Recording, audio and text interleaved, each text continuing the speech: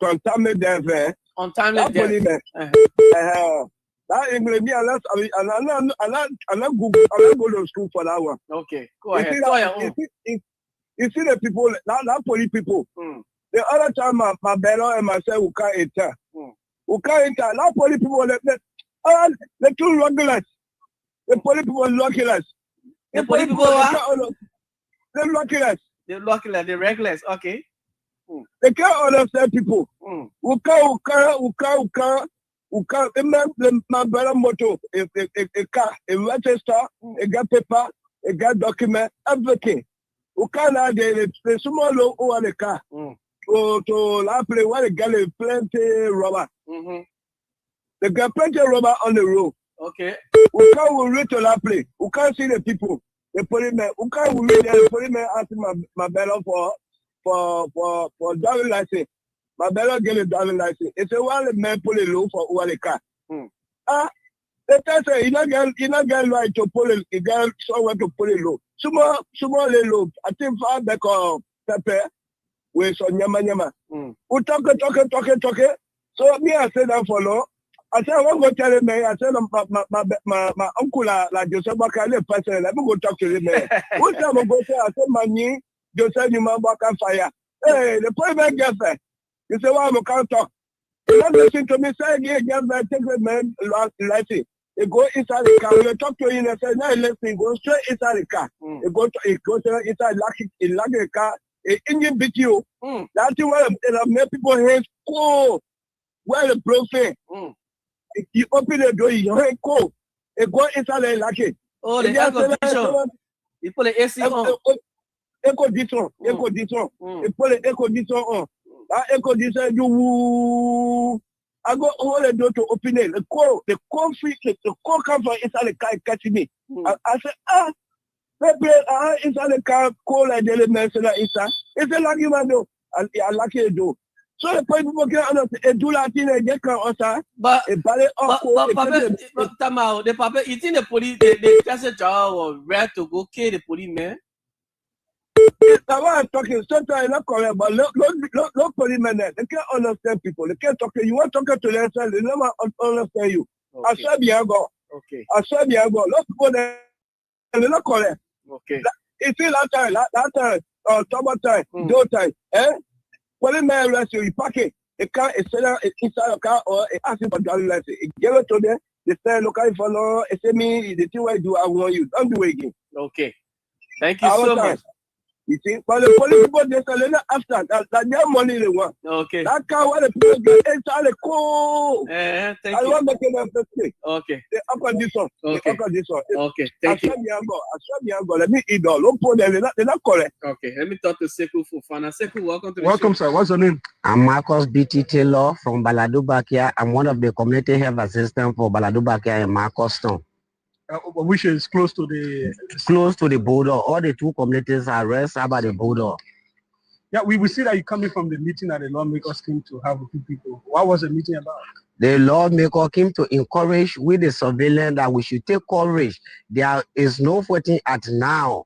In case of anything, he will come and let us and inform us about it. If we got to leave, then we will leave. But for now, there is no fighting. We should take courage. We should encourage our people. They should come back so that they are doing it diplomatically to solve the problem. But as for we, the surveillance that's surrounding the borderland, we are not too encouraged of that statement. Because if we think about the past, those guys that we are afraid they are among us with arms for us to be among them. It is race for all. Our life are in race. So for we, the community members surrounding the border, we are not too encouraged of that statement. Okay. So we want the government at least to come to our aid. That the fund means for the problem to be solved. Okay, so why are you holding us thing? You know, the prayer, easy. I'm not holding safe for people in that area, but I have to defend my life. I'm the hunter. You're a hunter. So you are about what else do you want to do? You got to do something before you come to. As a man, you got to move like a man. Now the era that we are in, it is an era of emergency. You don't know anything can happen. Those guys, they are surrounded all over. And we got crossing point all over. So we are in terrible zone. So, the president, Joseph Boakai, he is from the county. Yes. Why you want to say to him? Why you want him to do about the whole thing? Joseph Boakai is from the county here and that his error. As he said, he want to take the issue diplomatically. Let him try within the end of this month or next month for this issue to be solved. Now we got farmers. The land that have been occupied by those guys, there where we can do our farming. If those guys don't dress back, then it means this year, the error. So hunger will be here because there is no land for us to do our farming activities. Where? The first day we heard about it, we saw you people retaliating, the soldiers went back. What if nothing happens on the government side? When you retaliate, what will you do? No, we are people that live by law. We only did that because the government was not around. So we are here as the arm for the government. If any such a thing meet us before it can overcome us, we need to break them and call government for intervention. This is why we break them now for them to demonstrate on us. Because why? We got our own government. If they can come with force, this is the reason that we were stopping them, not for them to occupy our area. What has been the relationship between your place and the next town after the Guinea border? How you people been living together here? Before, we have been living together peacefully. And the Makona River, as we learn from our people, the story that we got, the Makona River, it is the boundary between Liberia and Guinea. Normal days, they were having Kino on their own. When people come there, they will take them and cross them here. When people come on this side, we will take them and cross them across. But we do know how. Yes. The boundary, the water need to be divided into two parts. The center of the water. They got one half, we got half. But they are trying to claim the whole river and claiming our land. You see? So if the government can in the Guinea soil continue to be on our side, what do you do? If the government don't count on our side, then it means that what the Guineans are saying, then the land belongs to them. Because if government cannot take action, somebody trying to claim your area, and then you play low, then it means silent me concern. Then it means that what the people say is true. What would that mean for you people? Because they get the farms, the houses, everything along the river and everything. No way. Yes, we own. You want to come in? We got the farms, the swamps, we own the area. And that means that y'all will be for Guinea. We will not agree to go under Guinea authority. We are not Guineans, we are Liberian. We are Liberian. But if the people take your land, why you do y'all move and then come back on the side, right? As for my community, when the people take my land, I will take my family, I go to the president area, Joseph Boakai area, and settle there with my family because I have no area to go again. Where place Joseph Boakai area? Wasanga. So you go to Wasanga? I will go to Wasanga. Yeah, we go live there together. So long he can raise concern for us. So you go live there, you know? Yeah, we go there, we all live together. So long if he can't raise concern for our own area, then me, a community belong for every one of us. We go and share our own area too. Okay.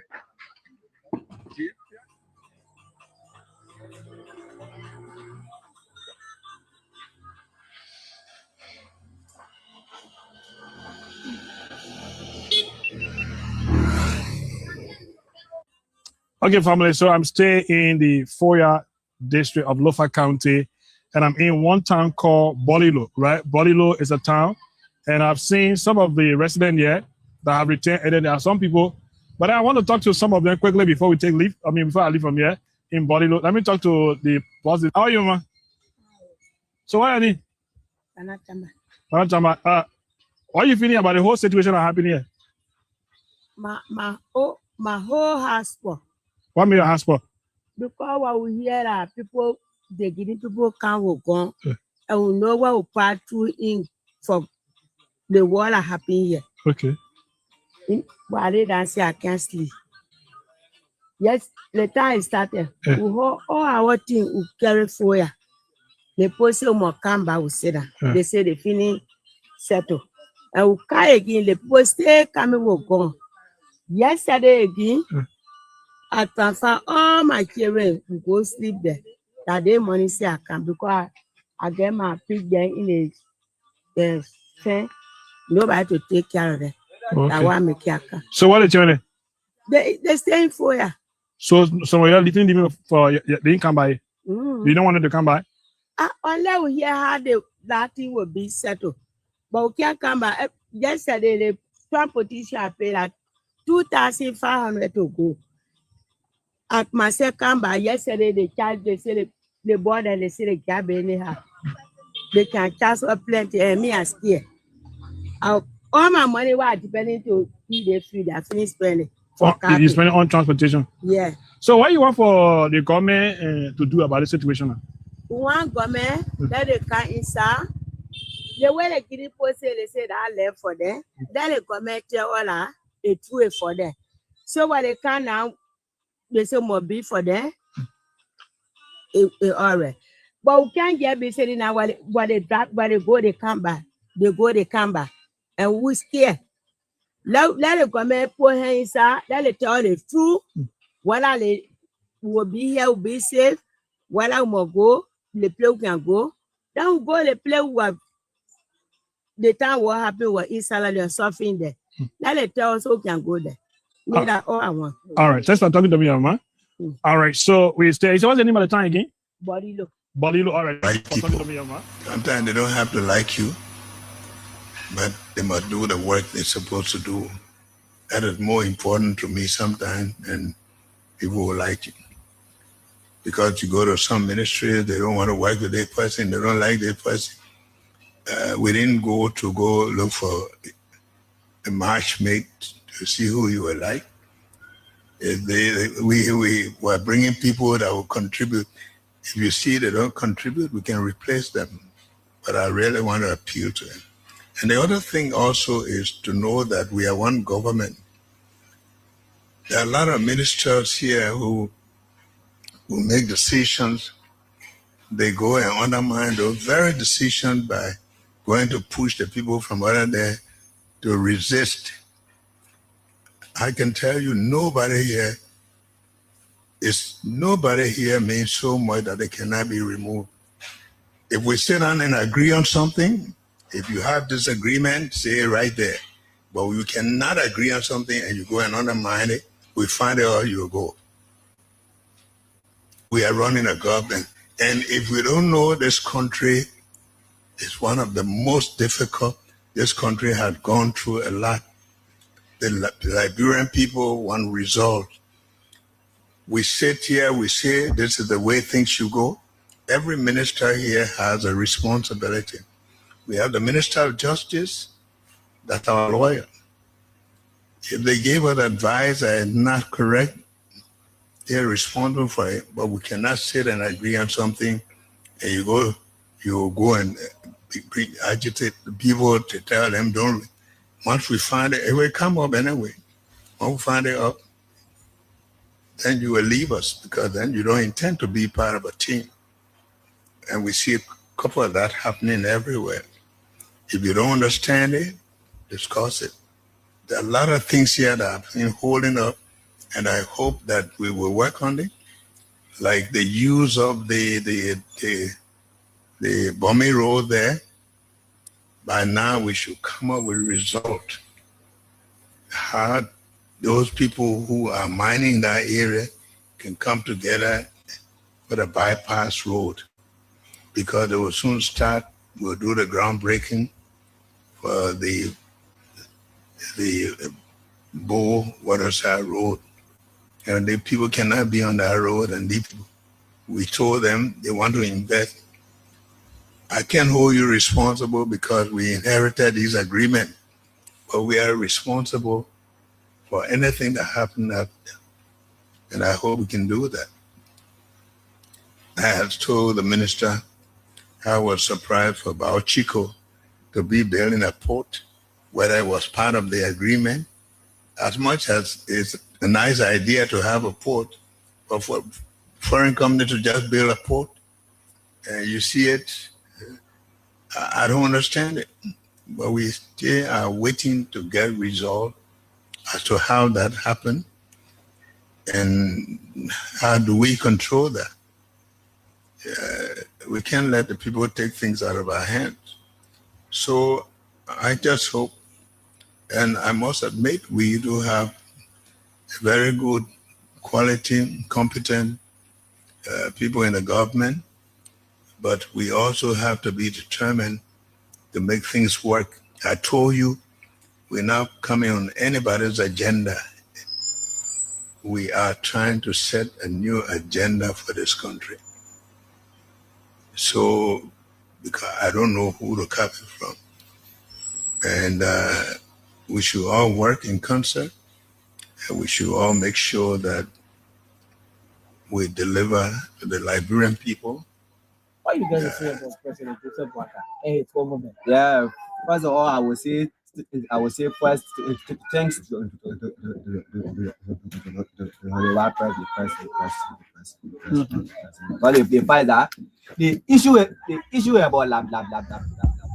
Well, having listened to some concerns from citizens, especially those who are victims, direct victims of the Liberian Civil War, that they are having some kind of a fear, or they are not really satisfied that some accused former fighters, especially those outside of Liberia, are about to be deported to Liberia or are now in Liberia, that their presence here poses serious kind of a concern for them, and they are very concerned. I side with them. I do sympathize with them as well for raising their concerns as well. But what I do want to really assure them is that as far as where we are now is concerned with respect to the establishment of the War and Economic Crimes Code, and of course the National Anti-Corruption Code, I think these returnees are not going to be, having their free will also. I think all what we need to actually now push for and support this particular code and the establishment of it as well.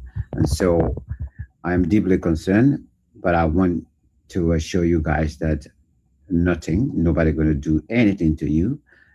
Thank you for raising the concern as well. For some of us, for me especially, I'm going to make sure that I reach out to the authorities, especially the Ministry of Justice, to raise these concerns, and also the Office of the War and Economic Crimes Code as well. So we take your concerns very serious as well. But rest assured, nobody going to touch you. Nobody going to harm you.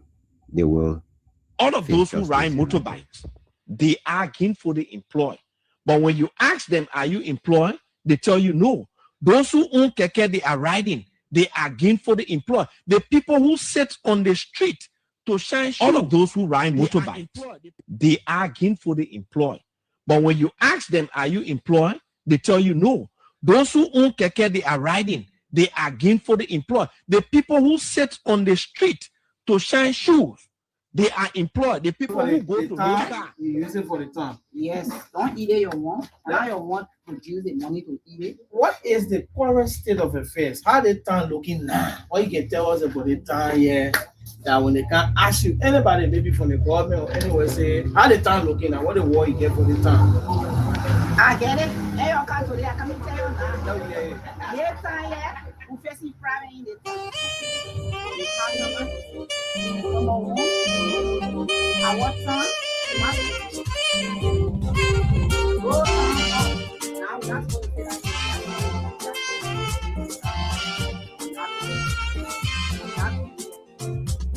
When they see our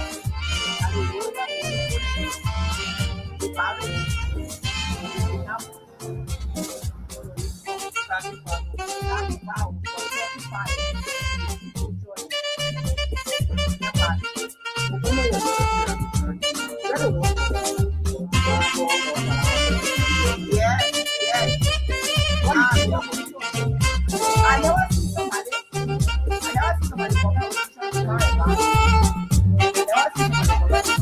but I tell God,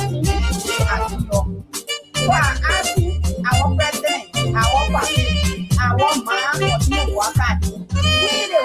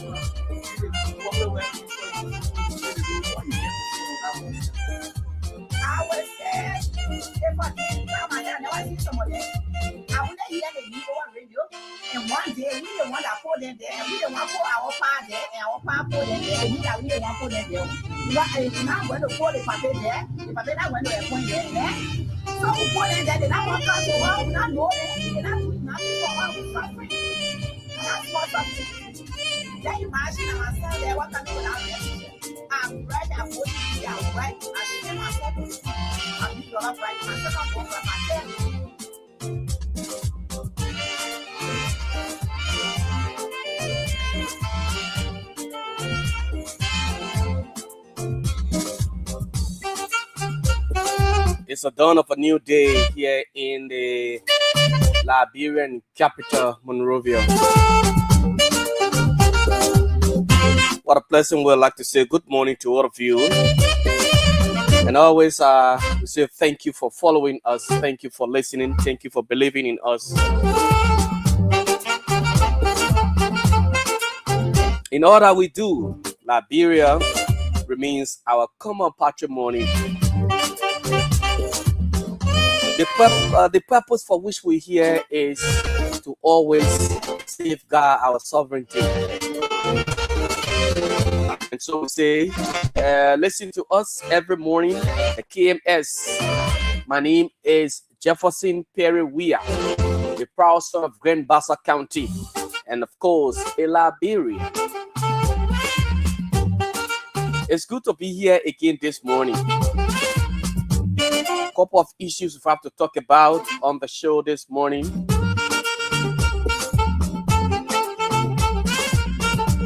Too many things happening.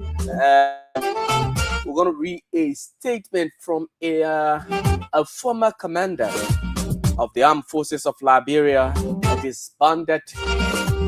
He termed, their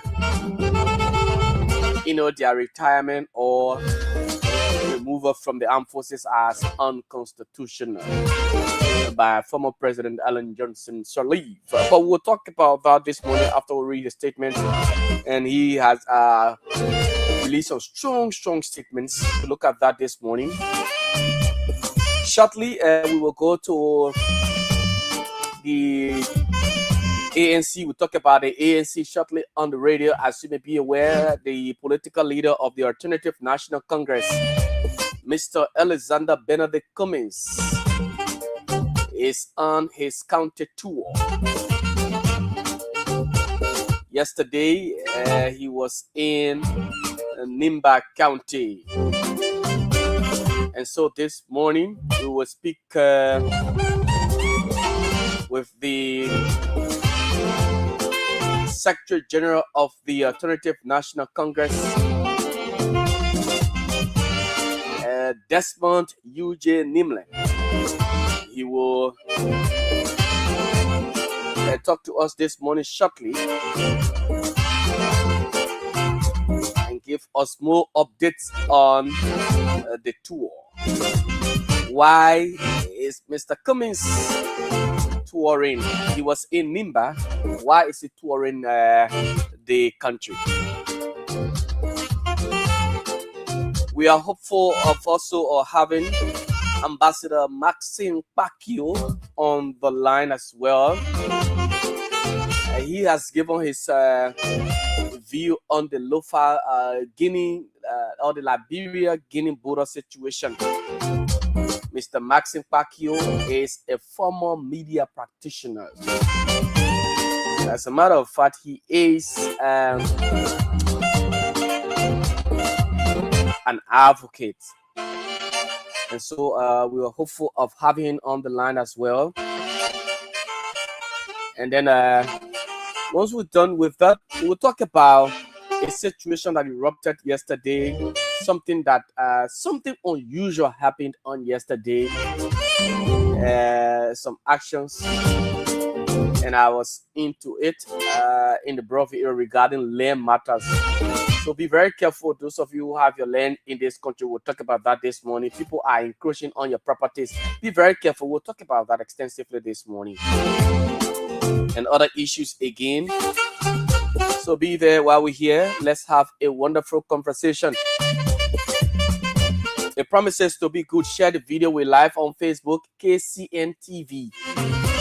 So every time you click on any of our videos or you come across any of our videos on social media, all you have to do is just click the three dots. If you have your Android phones you're using, maybe Android phones like me, you click three dots in the far right upper right corner, and you see a drop down menu will come. You see it say turn on live notifications. You just turn it on. So Desmond U.J. Nimle will be here, the Secretary General of the Alternative National Congress. Will take him via telephone this morning. He will provide us more updates on why is his political leader, why is Mr. Cummings touring the country at an early stage ahead of 2029 elections. Mind you, the name Cummings is a household name. It is not a strange name in our body politics now. This is a man who has said consistently that you can't keep doing the same thing and expect different results. He believes that nothing has changed. Well, why members of the Unity Party, the ruling party, has said that, well, there have been major changes, but Mr. Cummings believes that nothing has changed, owing to the fact that the same things that happened are even worse than that. But he will tell us more about his tour. Yes, Desmond U.J. Nimle, the Secretary General of the ANC. In recent time, the ANCs have been having, meetings, some consultative meetings, community engagements. Aliyu Kear as well has been moving around. So share the video, invite others to follow, leave your comments, and of course, and ask others to follow as well. My name is Jefferson WEAH.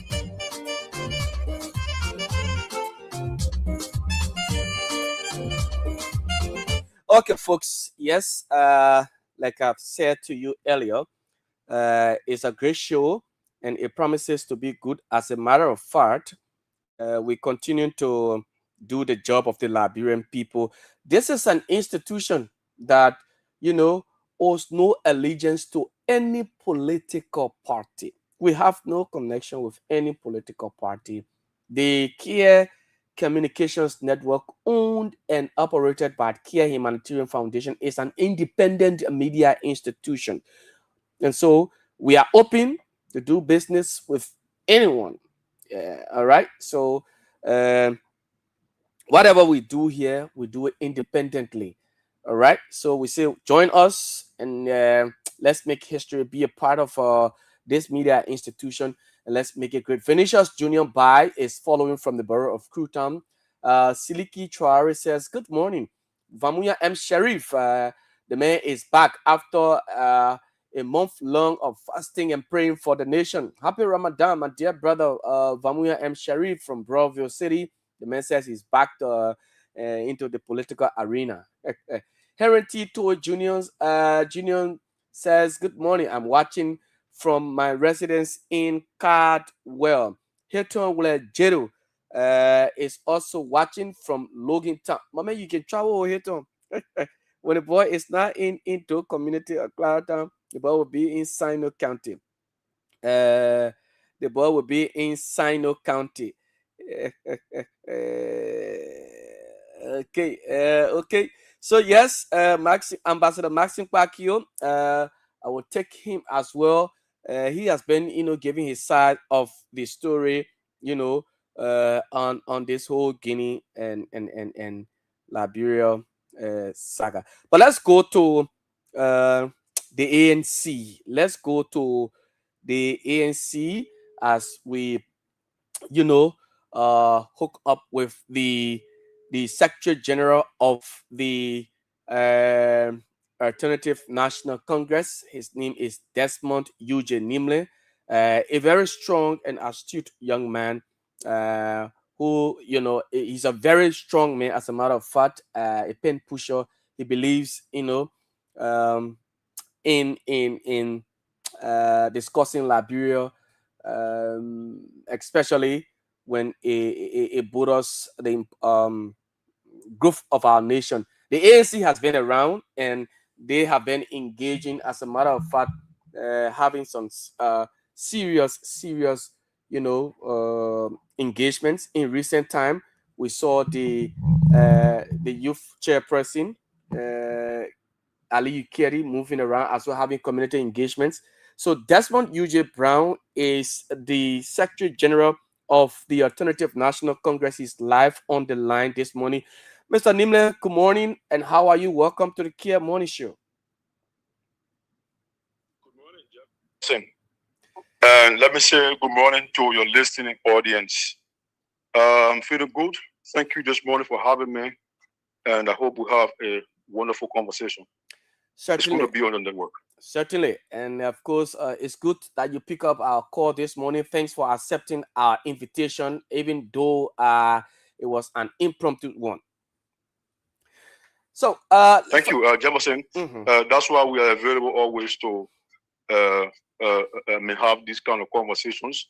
It is our obligation, to be ready at any time when we are called upon once we have the time. Certainly. How is the ANC so far since you left? It's been a while now. How is the ANC?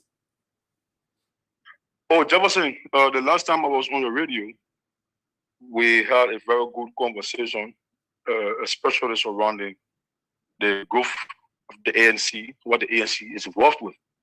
And we were very clear to you that we were in the process of rebranding our party, restructuring our party, and getting our political leader more stronger, getting him more visible, getting him outside there to the people of Liberia. Like never before. And so it is part of some of these things that we are on currently. We're still on it. We're still rebranding our party, still putting some broken pieces together. As you are aware, if you follow the news, recently we the party National Executive Committee through the office of the National Chairman, Councillor Lafia Gu, made several appointments to different committees in our party. And those committees include the Mobilization Committee, the Communication Committee, the Planning and Strategy Committee, and Auxiliary Committee.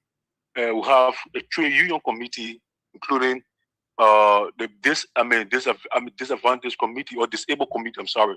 So there are several committees that we just made appointments to, and these people are seriously working. The heads of these committees are putting things together to ensure that our party is second to none in our country, preparing for the 2029 election. So these are part of the rebranding exercises that we are carrying out at the level of the ANC.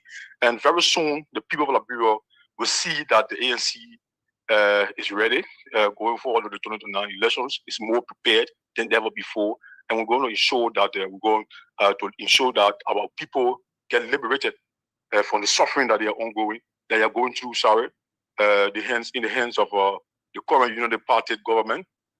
All is not well, but with the coming of ANC and Mr. Cummings as president, our people will be liberated from the mass suffering that they are ongoing. So yes, we rebrand our party and to ensure that we have victory come 2029. Great. Talking about rebranding of your party in recent time, the earlier part of this week, yesterday we saw your political leader, Mr. Cummings, with his entourage in Nimba County. You care to tell us more about his engagement with the people of Nimba? Is it a county tour or it is just a Nimba County visit?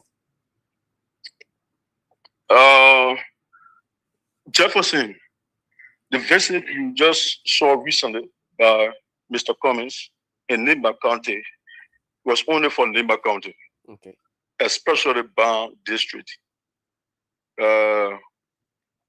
Back in 2017 up to 2023 elections, there was this young man who's well known in our country by the name of Paco. He's a barber. He's in town there. I'm sorry, I may not get his last name correct, but his name is Paco. So Paco has this movement.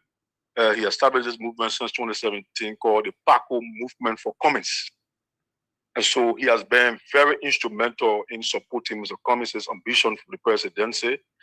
He's been using his resources to ensure that Mr. Cummings is elected over the period. And so this time, going to the 2029 elections, Paco asked Mr. Cummings of recent that his people, his family, the family in Ban, Paco is from Ban. And so his family and his supporters, the Paco movement in that part of the country, in that part of Lima County, wanted to see and greet Mr. Cummings. They wanted to appreciate Mr. Cummings over the period for what he has been doing for the country in different aspects, the health sector, the educational sector, though he's not president yet, but through his own weak ways, he has been reaching out in helping Liberians. He's implementing different projects across the country through the health sector, and a lot of other projects Mr. Cummings has been carrying out. So Paco movement, his family, his own family, mother and father who are still alive, wanted to see Mr. Cummings and have a conversation with Mr. Cummings and give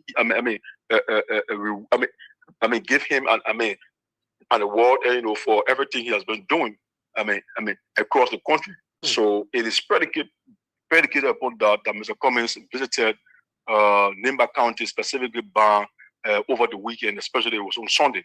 And so yes, Mr. Cummings was in Ban, he was in Nimba County. It wasn't a county tour, but yes, we're going to have a county tour. Very soon. We know that hopefully before the rainy season starts. That's going to happen. We are contemplating on that. We are getting towards and making preparations, for a county tour. But the recent visit you saw on the internet by Mr. Cummings in Nimba County, specifically Ban District, was solely a visit to the Paco movement and Paco family, especially his mother and father. Now, and Jefferson, you saw how how the crowd, even though we did not see that coming, we did not see it to be a program. I mean, we never expected it to be a huge program, but I mean, just a normal visit to a supporters family, you know. But we saw how the people came outside and welcomed Mr. Cummings in Bond District. I mean, that was so, you know, colorful. It was so, I mean, wonderful, and the people were so happy in receiving Mr. Cummings. Okay, yeah, and that's what I was dating as far back in 2017, like you stated. Paco has been supporting Mr. Cummings, the ANC, using his own resources, and still meeting that this is 2026, and then that he, in fact, you know, wanted to see Mr. Cummings, and then pledging his support. Now having a movement, Paco movement, looking at Nimba County, that is one of the decision-making counties now in Liberia, is a vote-rich county. I mean, what does it mean for the ANC in particular? It means a lot for the ANC. It means a lot for Mr. Cummings' presidency. Look, Jefferson, it is not a secret. The entire country is aware. Yes, I mean, we were mobilized in all of the counties. We will ensure, in fact, the ANC has structures in all of the counties. We have leadership in all of the counties. People are there working. People are there restructuring, ensuring, to ensure that Mr. Cummings becomes the next president of our country. But it is not a secret in our country that Nimba County is a vote-rich region. And so, yes, I mean, the movement there will be doing a lot of work there. I mean, in combination with the leadership structure that we have there from the ANC. The Paco movement is under Zolore movement. It is operating at it.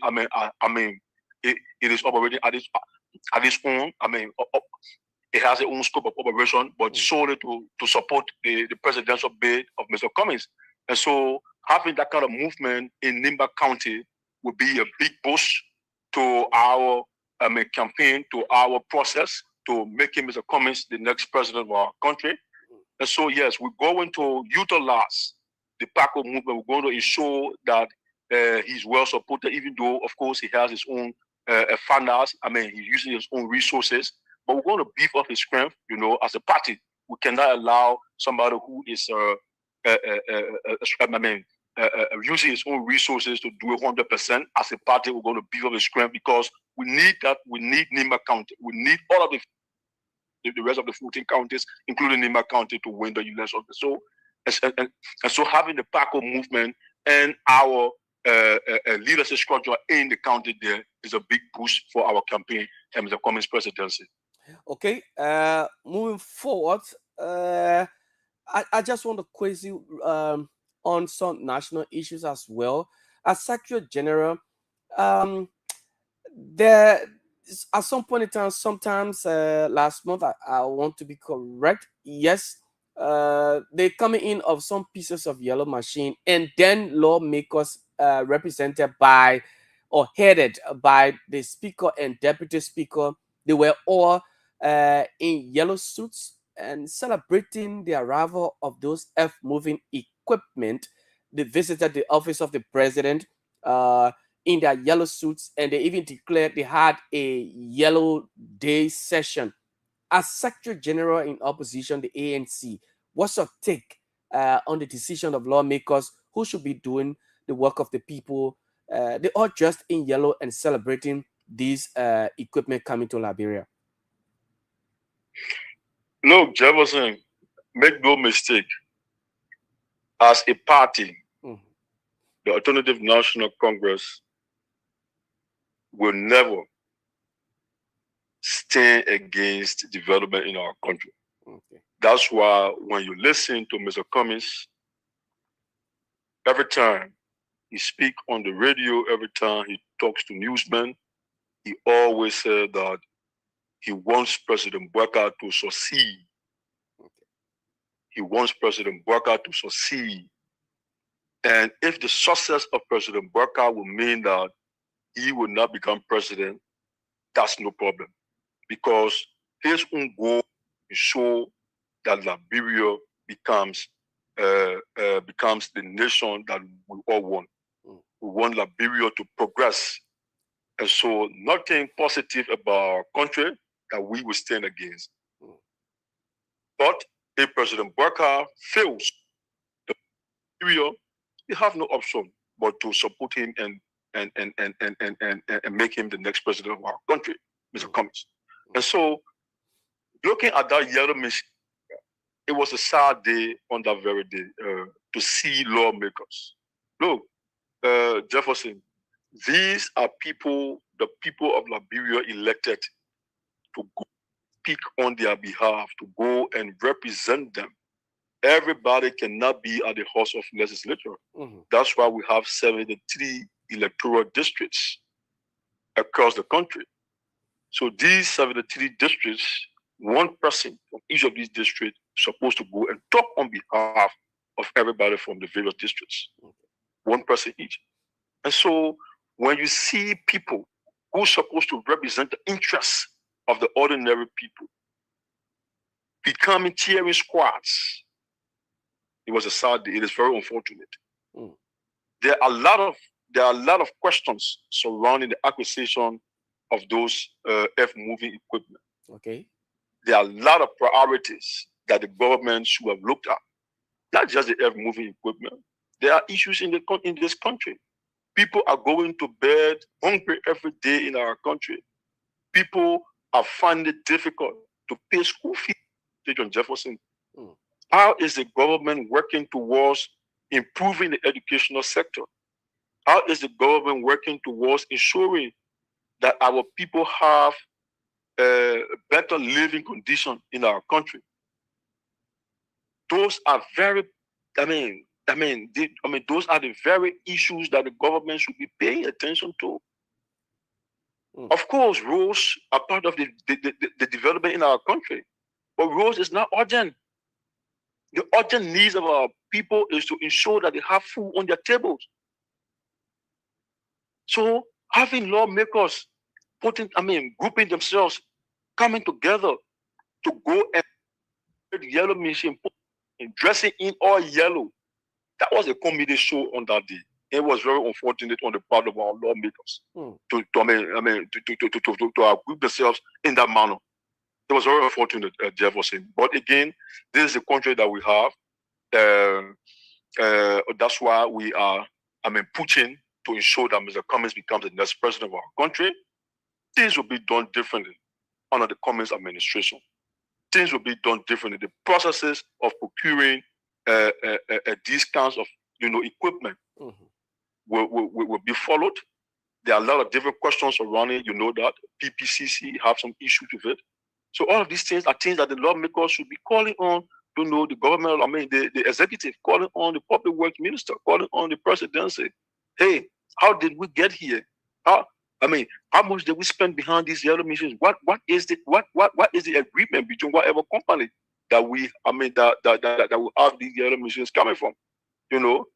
These are the questions that people should be asking instead of grouping themselves to go and serve as chairman squad to yellow machines. It's very unfortunate, Jefferson. And we believe that it will be corrected in the future very soon. Talking about still on the yellow machines, the first set of machines that came in that sparked public attention then by Mamaka Ability that came in illegally without any proper procurement. Those machines were paraded again by members of the Unity Party, and some of the pieces of machines were packed right here at the BTC barracks. And after all, having conversations, well, the machines were nowhere to be found. According to the government, they were taken back to where they came from. But nobody saw those machines going back. But we just saw new ones coming in. As an opposition figure, there has been questions from the lawmakers asking, the government, especially the executive, as to where did these yellow machine pass since you claim that you've taken them back How did you take them back? Did they use the port, or by what means? Through what means did they go back from where they come from? I mean, what's your take on issues of such when these we talk about, you know, public procurement, it should be done properly, but machines coming in and going back without, I mean, anybody's knowledge? But what's your take? but Jefferson, these are the conversations we are holding. These are the things we're talking about. These are the things the lawmakers should be concerned about. These are the things that lawmakers should be concerned about, Jefferson. You know, I mean, the ANC is on record. When we just came from our convention, we had an elaborate press conference, and we spoke against, you know, these things. We talked about them. Our lawmaker should be there to ask these very hard questions at the lower house. But here, no, they are not doing it. They only after what they can get for themselves and their families. All right, Jefferson? And so the Mamaka situation, it has gone the way it has gone. It is very unfortunate. It's becoming people cannot hide under the cover of darkness to bring things in our country, and then you want us to clap for them. We cannot continue to do these kinds of things.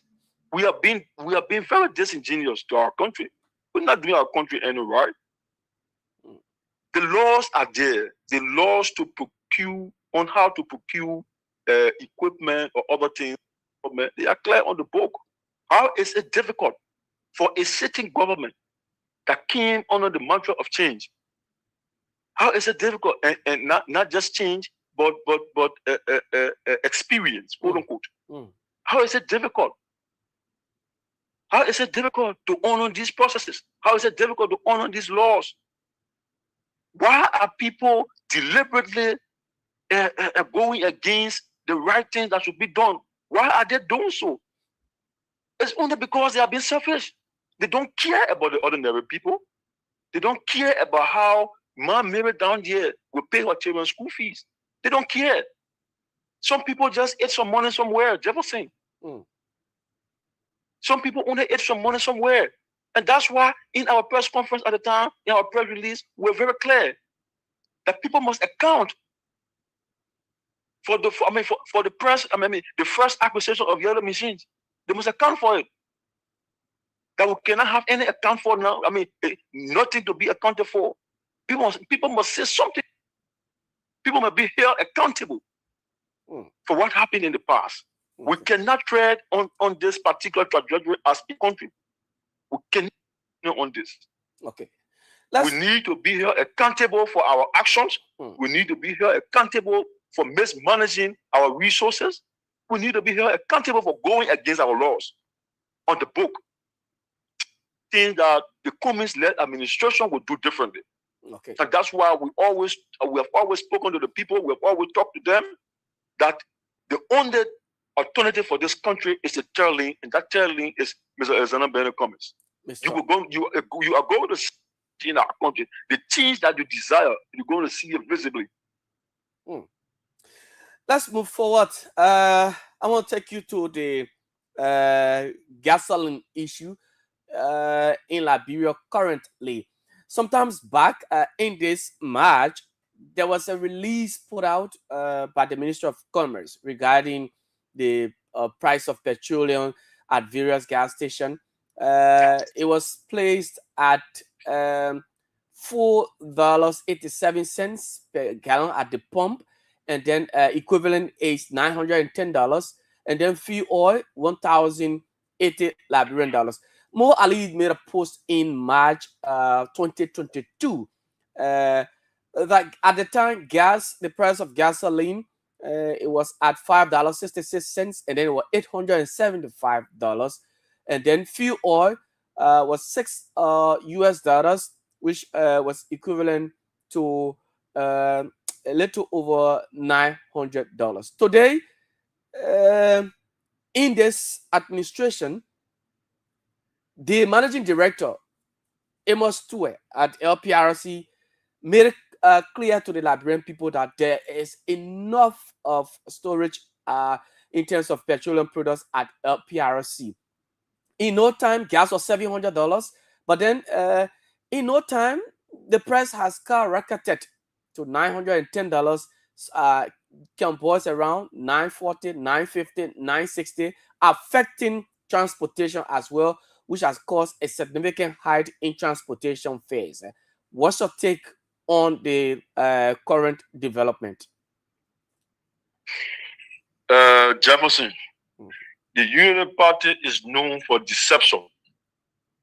They are known for lies. They are known to be a party that is full of propaganda. They deceive our people and they came to power. They are now in power. You're still deceiving our people. The press statement from Amos Stewart, the managing director of the Liberia Petroleum Refining Company, is very deceptive. Look, we follow the events. So the contradicting part of this whole conversation is, few weeks ago, you told us clearly that you had sufficient petroleum products in your storage at the LPRC facility. That was clear.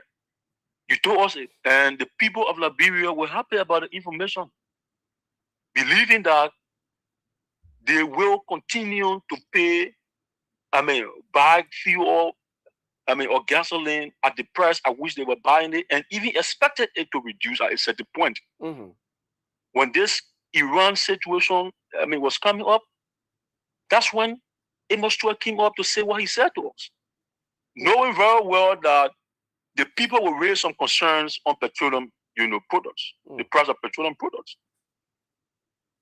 And so people saw that release as a hope, as a means of relieving them. Okay. Unfortunately, for him to have somersaulted, and then working in line with the Commerce Ministry to add, to add additional fares, additional costs to the fuel costs in our country is very unfortunate. It's very deceptive. It is wrong. You cannot continue to lead on deception. You cannot deceive our people while leading them. Look, Jefferson, the war in Ukraine, in Iran, we had, before that war could start, we had sufficient, as far as the records is concerned, we have sufficient, petroleum, products in our storage facility, according to the LPRC.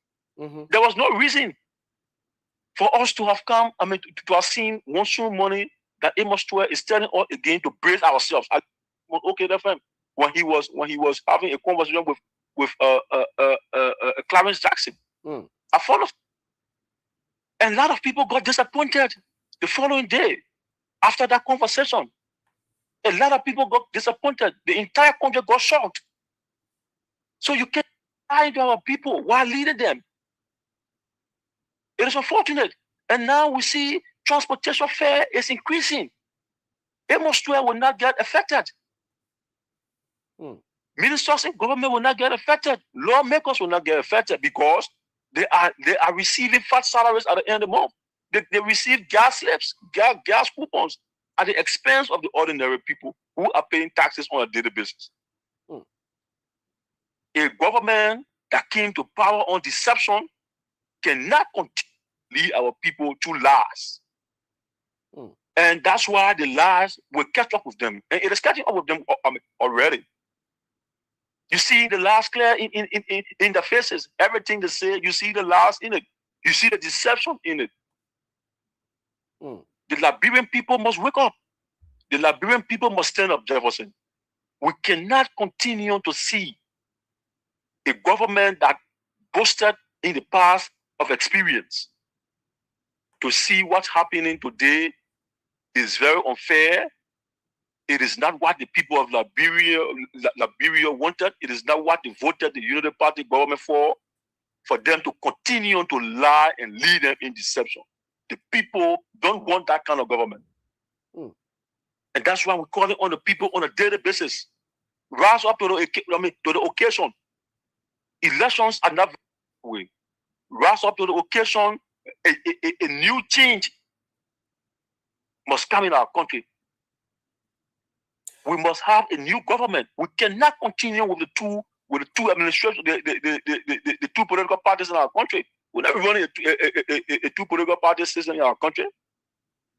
We must have new breed of leaders in our country. We must have a new face in our country to lead our people to prosperity. And that's why we always push the political tail lane in Mr. Alexander Bennett Cummings. Under the Alexander Cummings leadership, you will not see what is going on in our country. The Cummings-led administration will not deceive our people while leading them. No way. He will never deceive our people. We are going to be clear to our people on what the issues will be. We're going to be clear to our people on transparency. We're going to be very accountable to our people. And that's why we always push this Cummings administration. Cummings has the experience in terms of leadership. Not the experience that the other people boasted on yesterday and we can't see anything today. Mr. Cummings has always said, Jefferson, that the best predictor of future performance. What did President Barker do in the past that the people of Liberia voted him today? What did he do before becoming president of our country? Unlike Mr. Cummings, Mr. Barker has no leadership experience in terms of productivity. Mr. Cummings is a very productive man. Everywhere Mr. Cummings has left legacy that those corporations and worldwide institutions have always mentioned and referenced whenever they are speaking. That's the kind of leadership we want in our country. Desmond. The Barker administration must stop lying to the people of Liberia. They must stop deceiving our people. They must be they are doing. They must be truthful to that things. The people of Liberia are paying taxes to pay the rent. Some of them are renting, luxurious homes around it. They are building big structures around the place. It is the people of Liberia taxes that they are using to do these things. So when you lead the people, you lead them with clear minds. You lead the people out of deception. Stop deceiving people. Transportation fares cannot keep increasing. Gas price cannot keep increasing. When you told us yesterday that you have sufficient petroleum products in your facility, you can't do this to our people. Stop lying to our people, Amos Noel. The government of Liberia must stop lying to our people, must stop deceiving our people. That's what and this is why in the coming days you must see a lot of different actions. Because the people are getting tired. We saw recently from the Student Unification Party that they are organizing something on April 14. These are things that people see and they organize themselves. Desmond, the government of Liberia must be truthful to our people. They must be clear to what the unfoldings are in our country. They must stop lying to our people. The people did not elect the Barker administration to lie to them. Our people deserve better. They deserve better living conditions. They deserve better wages. We are discussing now the Guinea-Liberia border. Many people are having conversations around it. We have a very low number of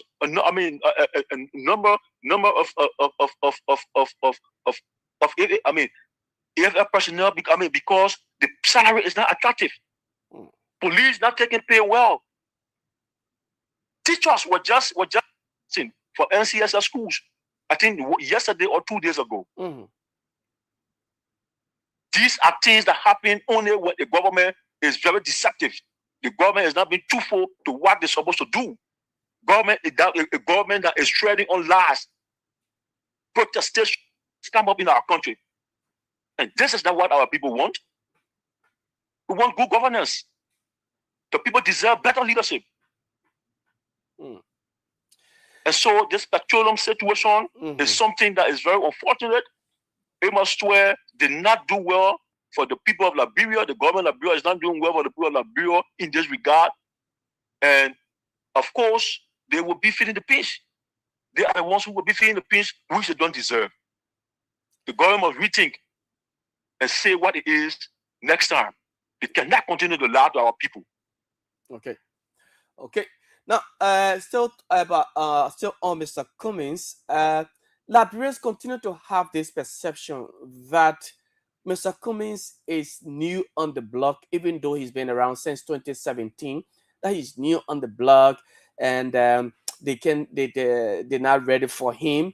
With all of these, great things he's done across the country, which are visible. The Cummings Foundation giving out loans, improving the life, including the University of Liberia and other public and private schools across the country. They still believe that Mr. Cummings, is still new. The ANC, they're not ready, for Mr. Cummings. What can be done? What do you think that is needed to be done to erase this mindset, owing to the fact that two governments, the past immediate administration of CDC, now the Unity Party, what can be done now to erase this perception from the minds of the people? Look, Jefferson, the Liberian people, the ordinary voters, are not saying what you're saying. Okay. You hear what you're saying from people who are opposition to the ANC, who are opposition to Mr. Cummings. It is our opposition who are carrying this propaganda around. How can a man who has been in the politics of our country since 2017 still be up to present? Who's been very engaged for that matter? He has not, been one of those politicians who will go on break and come back during election period. No, Mr. Cummings has not been that kind of politician. So, no ordinary Liberian, a true voter, somebody who wants well for our country will ever say that. It is our detractors who are saying those things, our opposition, and we understand that. Mr. Cummings is not new to our politics. Okay. You are aware, you just said it, Mr. Cummings has been around since 2016 in the Liberian politics. Of course, he's been around all through, in his life, although he was working outside of the country, but not in the politics. But since he joined the politics, he's been around. Since he got involved into our politics, he's been around. He's been engaged. He's been touching. He hasn't just been speaking. He hasn't just been saying, things to our people. Unlike others who have been saying rhetoric, Mr. Cummings has been very, engaged with our people through different humanitarian means. And so, Mr. Cummings is not new to our politics. Of course, recently, in our recent past election, we did not do well, yes, but we can tell you for sure that the number that was given to us was $2. It wasn't the number that we should have received. But that has passed already. We've always told people that we cannot do anything about the past. We can only correct what will happen in the future. And so that is the correction part we are on now. We are doing things differently, Jefferson. At the level of the ANC, today you're hearing the name Desmond Eugene Nimler as the general of the ANC.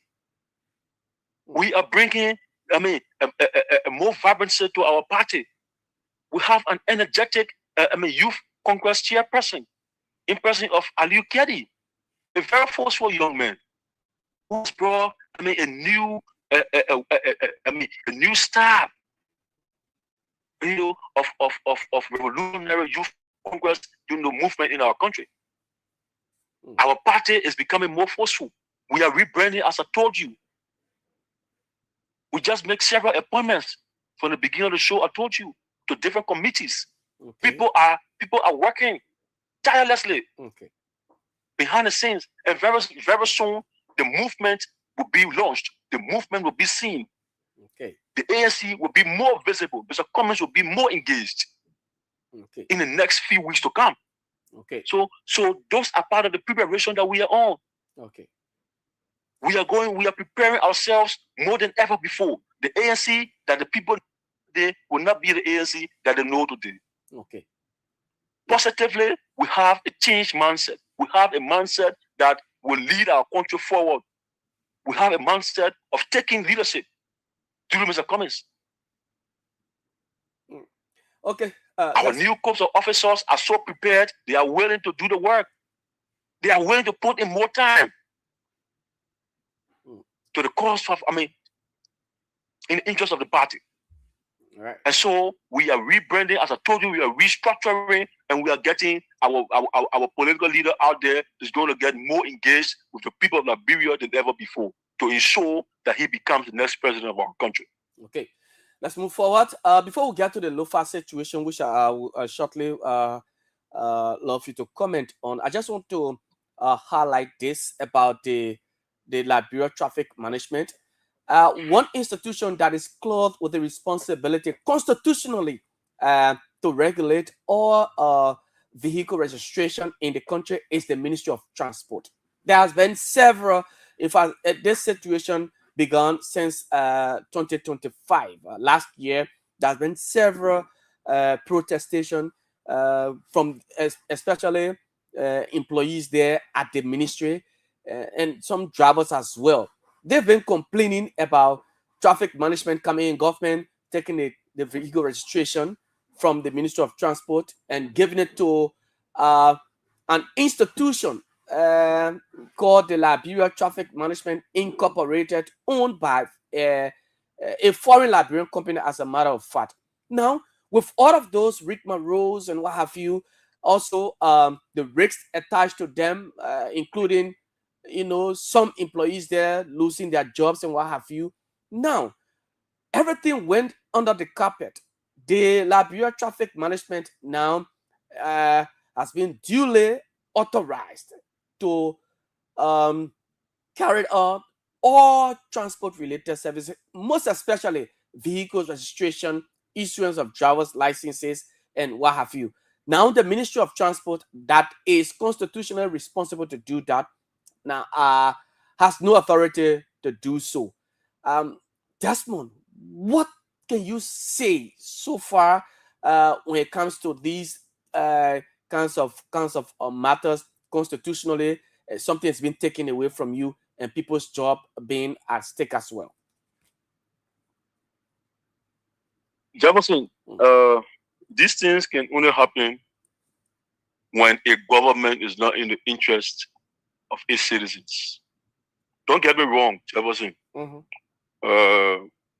We have to encourage, as a country, partnership in service delivery. Okay. But when a government, when you have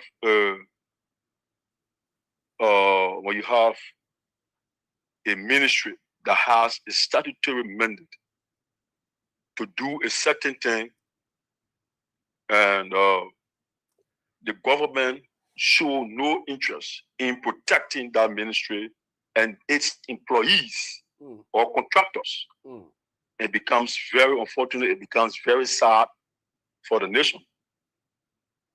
We cannot have a Ministry of Transport in our country that should be issuing driver's licenses, that should be issuing documents for cars, vehicle registration. And then we have that script of the ministry's responsibility, and the ministry script of that responsibility and be given to a privately owned company in the name of agreement that was signed years ago. Okay. The government should be prioritizing the interests. The government should be prioritizing the interests of the citizens and those people who are working at the Ministry of Transport. That's what should be happening. We cannot see our government going against the interests of the country. We cannot do that in going against the interests of its citizens. No.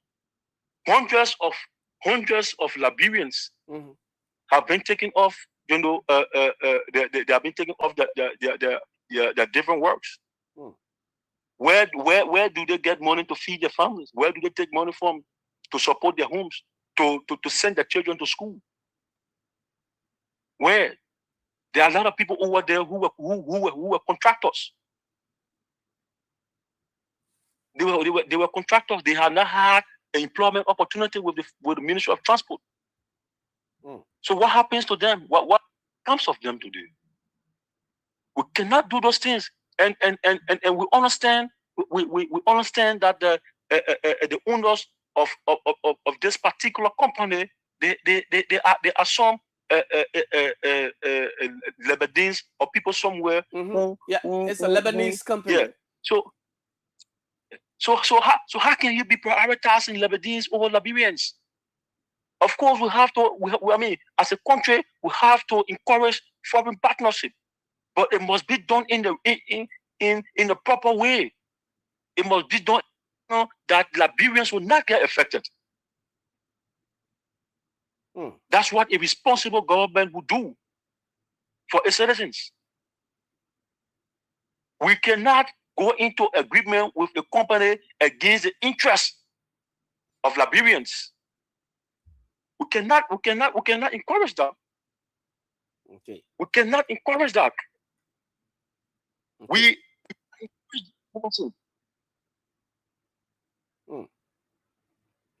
We cannot encourage. Our people must be prioritized. What becomes of the people of the directors? Our people must be prioritized. Jefferson. What becomes of the directors who were there, responsible to issue licenses and to do the registrations? Now those directors are just sitting at the ministry. I mean, in months to come, if those people are not doing the jobs they needed to do or they were doing, and all of those things, and government is to pay them, what will happen next? Even though they're just there now, if you pass in from the ministry, nothing is being done. What happens in the coming months or year? Yes, somebody is trying to. Jefferson, that is one of the things that we're talking about, Jefferson.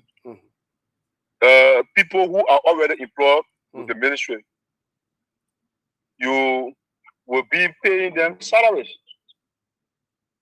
You will be paying them salaries. Jefferson, we cannot pay people and not generating the revenue. That, I mean, whatever salary they should be, they should be working. Correct, Jefferson. Doing there. So those are the questions that we are asking. What is going on? A government that is its citizens. What is going on? You okay? The very few who are there, they are on salary. What work are they going to be doing? The people don't want to set it down. The people are not lazy. The people want to get involved. And so you cannot keep them dormant.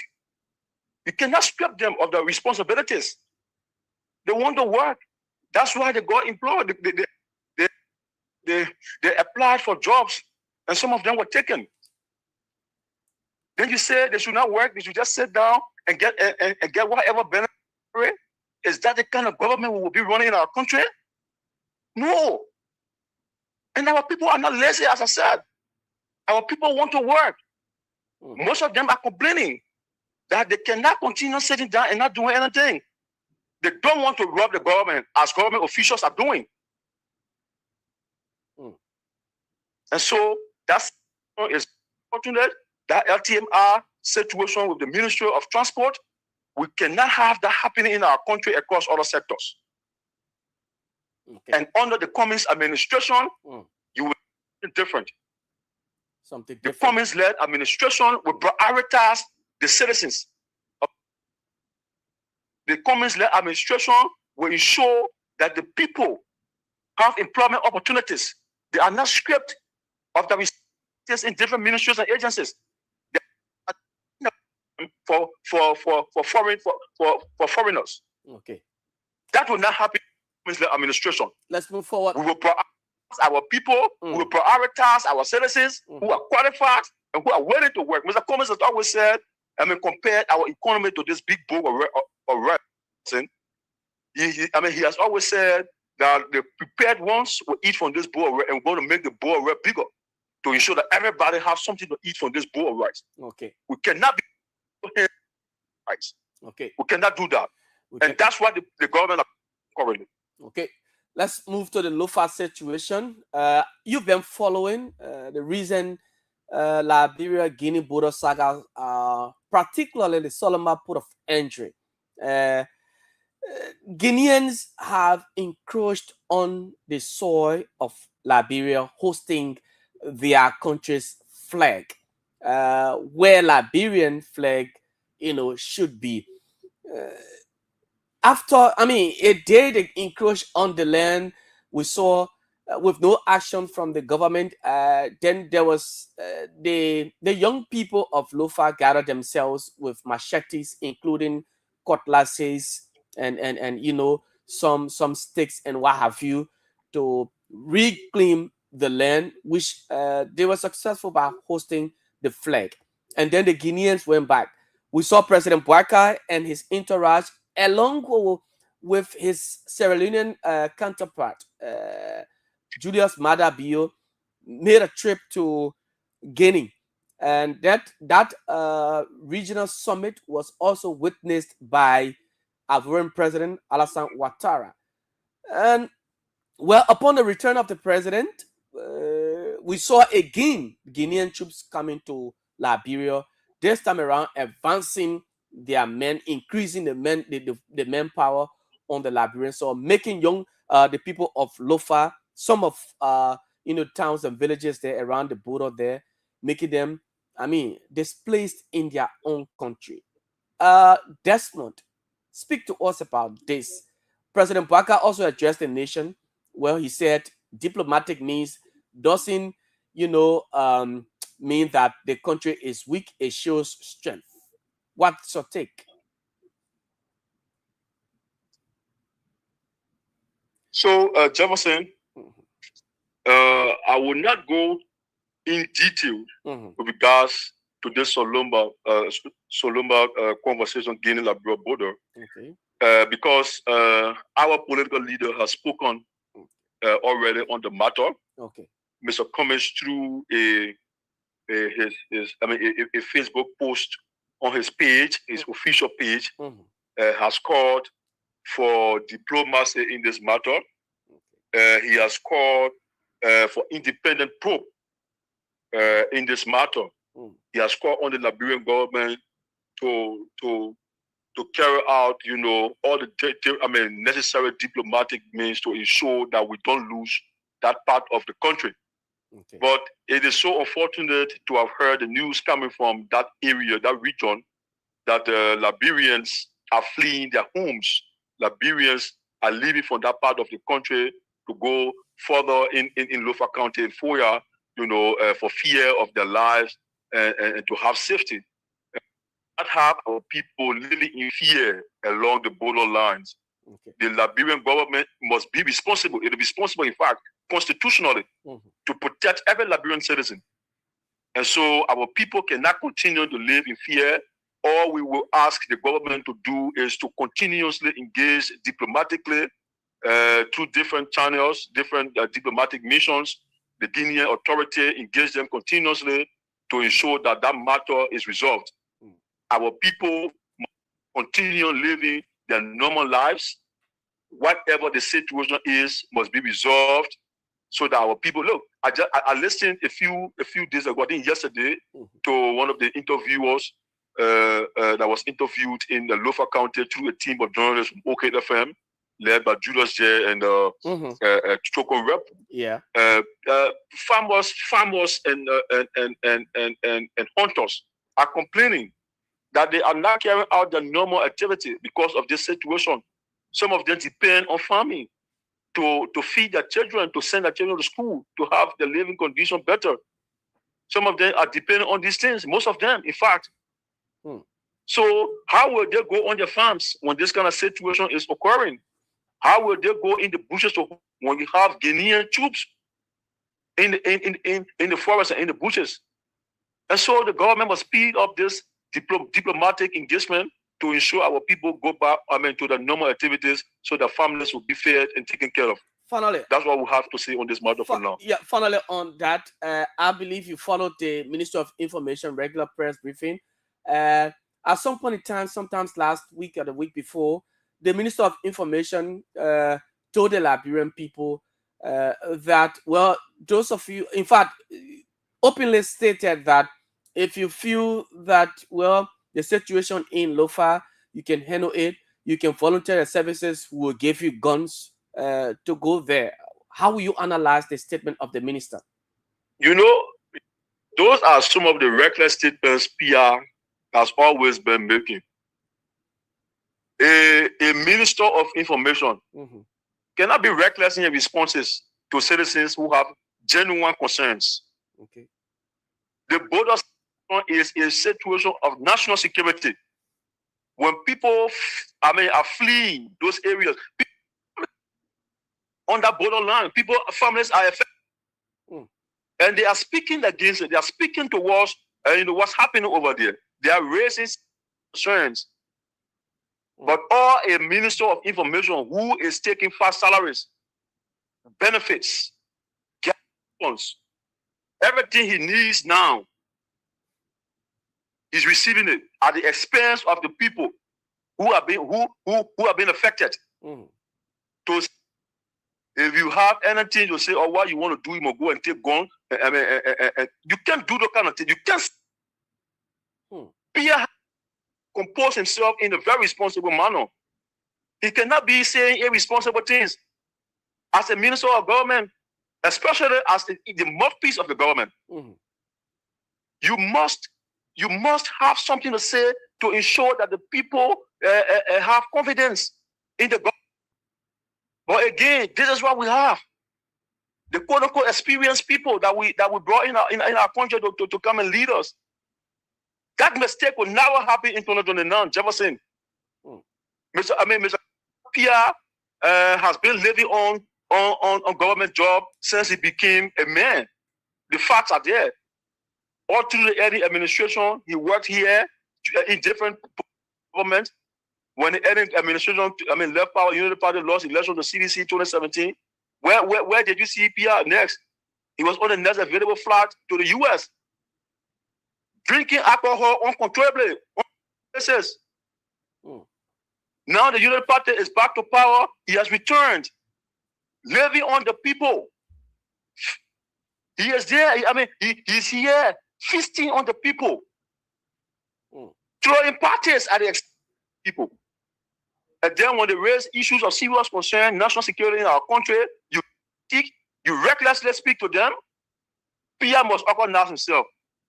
PR must be very responsible enough as a government minister and the spokesperson of the government. You cannot be reckless to our people. Our people don't deserve this. Okay. In fact, we call on PR to retract that statement. We call on him to retract that reckless statement against our people. We have trained men in arms. When security situations are raising these concerns, you must address them properly. You cannot irresponsibly address our people. We will not take that. We will not accept it. Okay. And that's why this situation will change.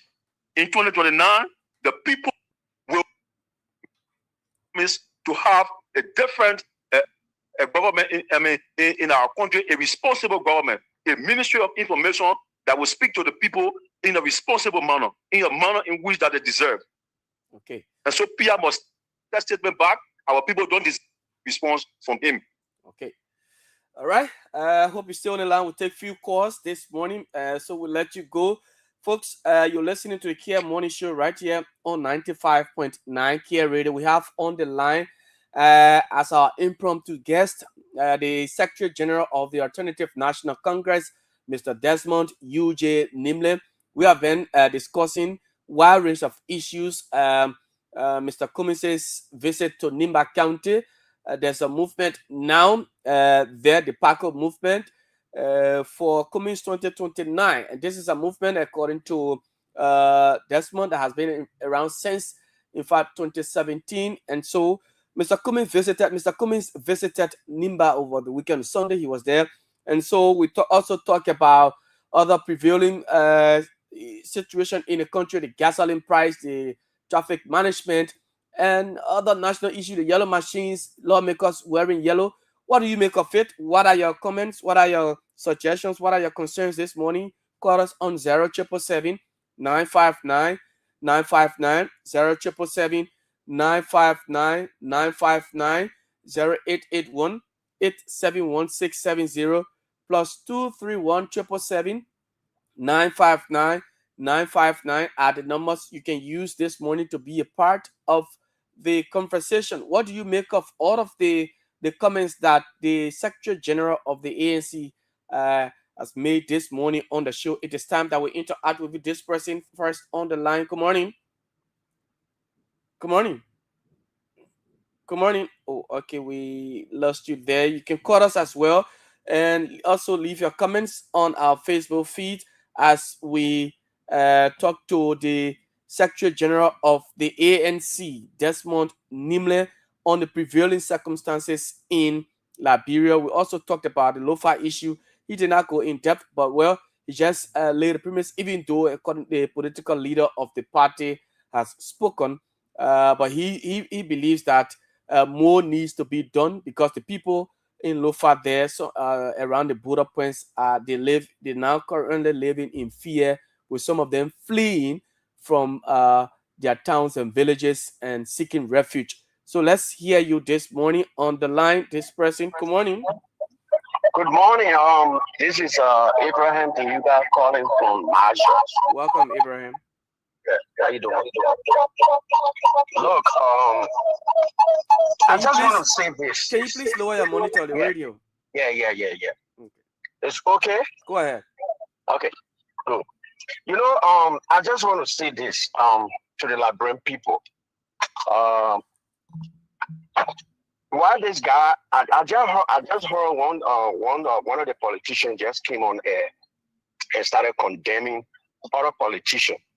And these people are the same people that when they take a friend from in power, when you put them there, they do the worst thing that you think their friends were doing, and they said that it was bad.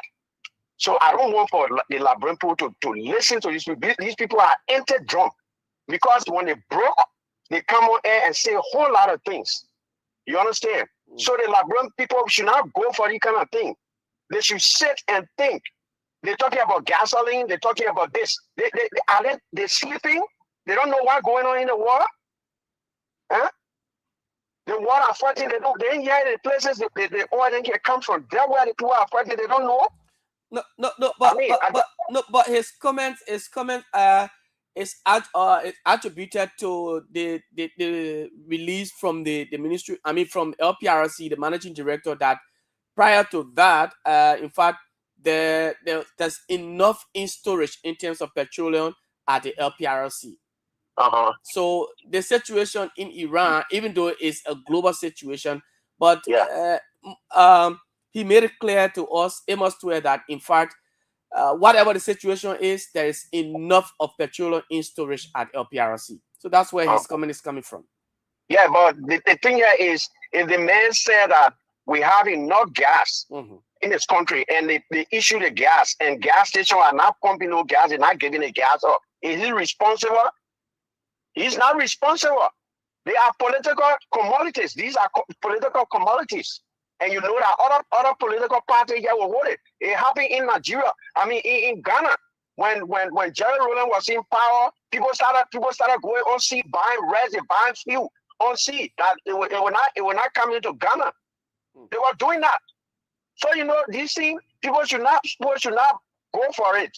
Okay. These things are political commodities. Okay. You know that the price will go sky high, but as long we're getting gas, we're getting fuel, and they say, okay, this is the price, we gotta go by. We don't have to hold the government responsible. The only thing I would say here is that the companies or the government should go above to the gas station and see where the gas they're giving the station, they are pumping. They should not close down the gas station. Okay. If the government get them press, let it take that press. But nobody. Thank you. Let's take another person. Good morning. Good morning. How you doing? We're doing good. Your name, where you call from? Professor calling on District 3. Go ahead. Let me say thank you to you and to your panelists. He's my guest. Oh, your guest. Yeah. Yes, thank you for your correction. Go ahead.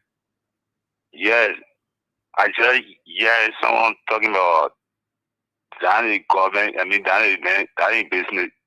What is really important that the man came on air and told the Liberia people that Liberia get more fuel and gas. Liberia will not be shutting gas right now and fuel.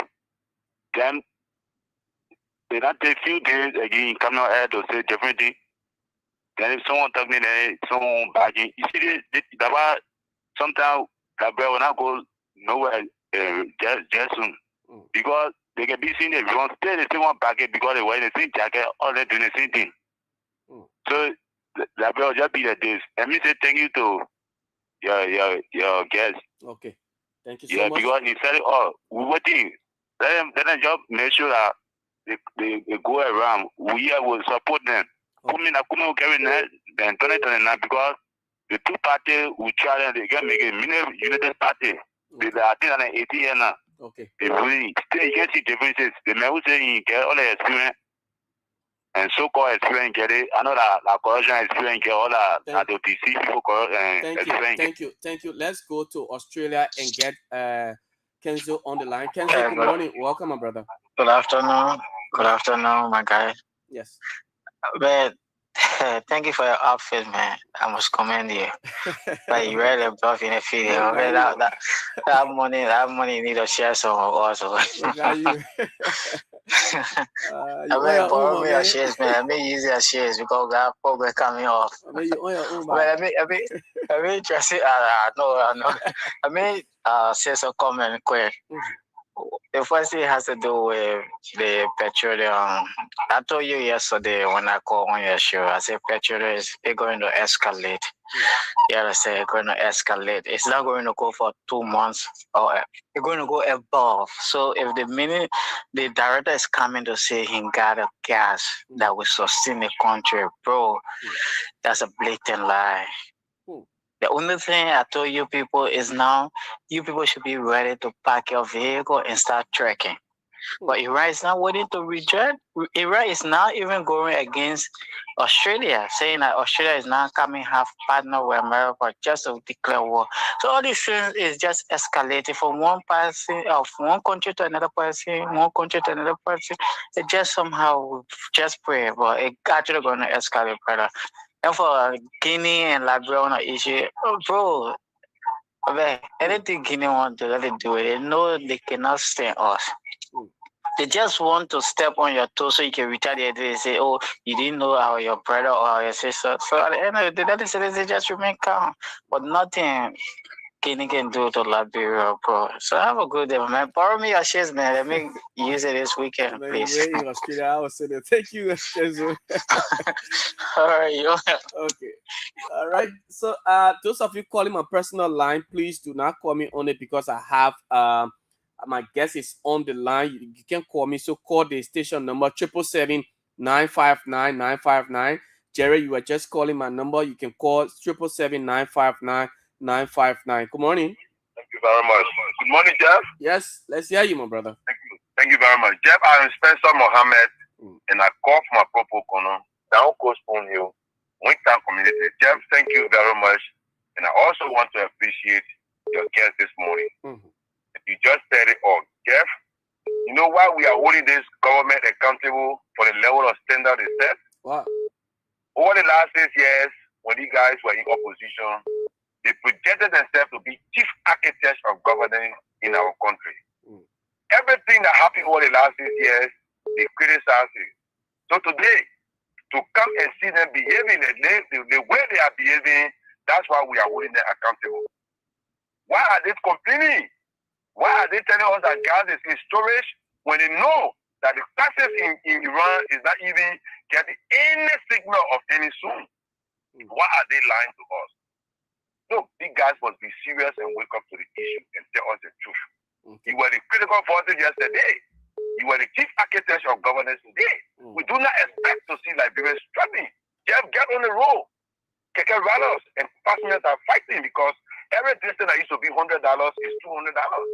Every distance that used to be $50 is $100. Then you still making mockery of us? Is this the rescue you promised? Yeah, this is Liberia that we are seeing today. The next issue has to do with what is happening in Lofa County. Jeff, the government needs to tell us the truth. In my mind, the government made a mistake and Liberia have to pay the price.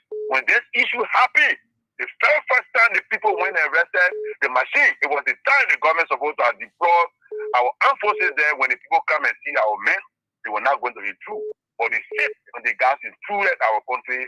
Today, they need to tell us what is happening, and let Mr. Parker tell us the truth. But that is responsible for what is happening. Thank you very much for always giving us the opportunity to make our voice on national issue. Thank you, Jeff. Thank you so much. Jared Candy, the youth chairperson of South Beach Community. Welcome, my brother. Thank you, Jeff. Let me say a pleasant good morning to the listening public. My name is Jared Candy, commonly known as Jerry Jesus. I'm the pastor in the youth chairperson of South Beach Community. I join you from Single this morning. Kumi have one thing you always say, right? That has to do with you can't be doing one thing over and over and expect a different result. But when it comes to him, it is at the opposite. How? So this is it. How many times have Kumi changed his a campaign team? How many times? I'm surprised that this guy is on the phone and and talking what he don't even know. No, but now let me just hold you right there. The ANC had a convention recently in my GIBAH County, Kakata, and there were new school officers, including new youth chairperson coming on board. The guest currently is the Secretary General now, the new Secretary General of the party. So there are new people coming on board. So that's what I say. So before 2029, there will be new people also. And there will be new people. So that means you will get rid of this thing. So everybody just coming, eating and going, right? So and the brother on the line is talking about, other prices. In fact, he's not even coming with statistics. Because if you want to come to the public and come sell your candidate, you have to be very precise on some of the things. Everything has been skyrocketed. Yes, we agree. Everything is not at the standstill. Yes, we agree. But guess what? We are moving forward. And when some of the things happening, we always come on the radio and say, oh, we speak against them, most especially when it comes to the local situation. Some of us have been here, right? We support the government, but we've been here and being, lashing at our government for being so slow to react. Not in war, but some of the things are needed to be done. But this man also came here and telling us about how other people have not done this, they have not done that. I want you today, after your show, go and do the research. And Kumi's school is one of the most expensive schools in the world. Then you say you're coming to liberate the poor for property. Expensive school in terms of what? Fees. How we know schools are expensive? Fees. If you see a line there, then he displays the information sheet from that school. The school is actually in Dubois. Right? But Jerry, you know that in the world across, in fact, it's a national saying that education is very expensive. You know that? No. Let's be honest. Education is expensive. So here is it, right? The brother is telling me that this government have not done. And when Daniel Sanders talk about a political dwarf, there he came from. So if you tell that nothing absolutely happening, then that means you are a political dwarf. You shot to the extent that mentally you shot that you can see, you can reason anything. That's what it means. So it's not an insult. It's just the means of telling you that you don't know what you're talking about. You're not seeing the good things are happening. We agree. There have been other places that the government have for sure. But there have been other places. The entire show you have had with this guy, from the beginning up to the end, he did not say one thing that the government have done correct. Then you call that kind of man No, I wouldn't agree because Jerry, I wouldn't agree because the last conversation we had regarding the Lofa situation, he even said, he talked about before then. He talked about development. Everybody loves development in terms of the yellow machine coming in. Yes, he talked about that, which is a good thing. He also talked about the diplomatic stand the government is taking. complain about yes, why he it is true that he welcome listen yes. He complain about the yellow machine. He embraced the idea of the yellow machine coming, right? He complained about the process. He even complained, forgetting to know that lawmakers are partisans of a political party, right?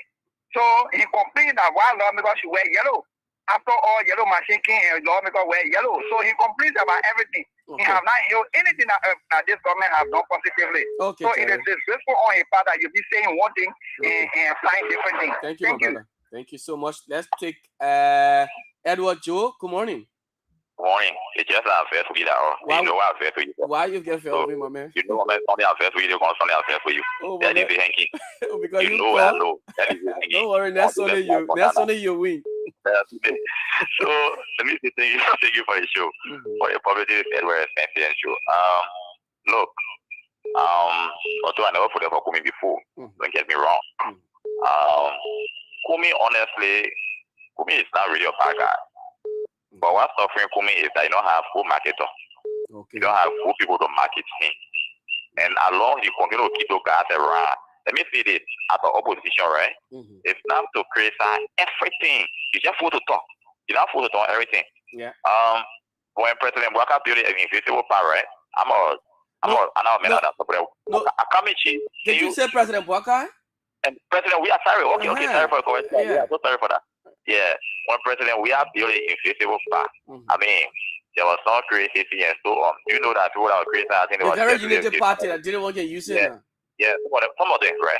But but trust me, if the people can go cheering now. For example, the yellow machine, the Erata yellow machine, it was something that maybe you can get on your car right now. I know in traffic, car to Kear radio, which is nothing. I mean, we that experience powerful.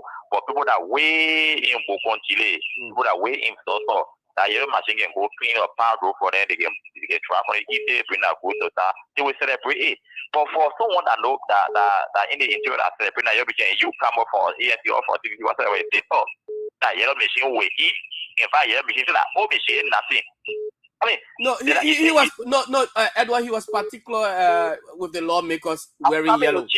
I'm not really talking to him. I'm just talking about opposition in general, right? Okay.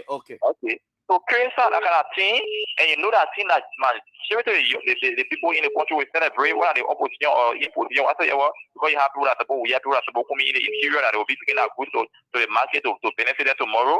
Trust me, it's a dishonest creative thing. Now let's start to think of Kumi. Kumi, they have some law for your country. But let me say a father go for your Kumi. You may love your women over. Don't get me wrong. You may win me over. I mean, you sounding like Kumi's. You sounding like Kumi's name, man. I put up for Joseph Bwaka. Okay. And I may let you go for him. But anything can happen. But what I can say, there Kumi people structure that message, my brother. Okay. Be honest to yourself. We all know the chaos thing that going on in the war right now is something like global. Like we said, imagine one way or the other. We know the thing that happened at Lofa Polo. It's not something that we see right now. We don't have military power now to stand in front of Guinea to say we're targeting we want to war whatsoever. You know, if Guinea is like today, we will be president right now. But we're beginning to crash over high election. This is a thing that opposition will say. Do you know some politicians praying for what will come to Liberia? They're doing that. I don't know about people anyway. So for me, you have to close up quickly, my brother, in studio. Just structure your message very well. Okay. Tell the people who Kumi is. Kumi is taking work before the achievement. What Kumi bring to the table? It's not what work are doing. The comment is bad. The comment is corrupt. The comment is this. The comment is that. There's nobody that on you. You can change their mind. You can't write the bad man. Everyone is in that road. Their mind will never be changed. Okay. All you have to do preach the message of Kumi, and maybe people may be changed to support Kumi. Okay. Thank you. Thank you so much, Edward. We'll take more calls. 777-959. Shall we go to our guest? 777-959-9959. 077-959-9959. Good morning. Good morning. Good morning, Chad. Hey, Paco. Let's hear you quickly. Yeah, come on to my studio guy. Go ahead. Ahoy is so well. And when you try to criticize this comment, which is very good. It's good, but some of the criticizing some of the ain't in place. Which one? Go ahead quickly. To the education. Okay. Learn to create comment. send the election finish. I'm a very education coming out in my district now. Where fully come from? I'm a it is a 10. I'm a what very coming up on a coming out of very. So you want Cummins to be built? You want Cummins to just be building schools in other districts? You must just pay one to empower the government. What about the Paco? What about the ones? Paco, what about the ones he already has in the country? No, what about the schools he already has in the country? What about those ones? At least nobody will be right on the political jargon. Nobody will right on it. Okay, Paco, thank you. Let's take other people. Good morning. Please call don't call my personal number because I have my guest on the call station line. Good morning. Yeah. Yes, let's hear you. Yeah, this is Jones K. Betty calling from the Japanese freeway. Welcome, Betty. And Jeff, good morning to your discussing studio. You know, at I wonder how people get recruited to the Unity Party Intellectual Bureau. I listen to a caller who said what Kumi has done. Then you should ask yourself, your president, you're speaking for everywhere around. Before you excel as vice president of Republic Library, can you name one or two things you ever did for the country?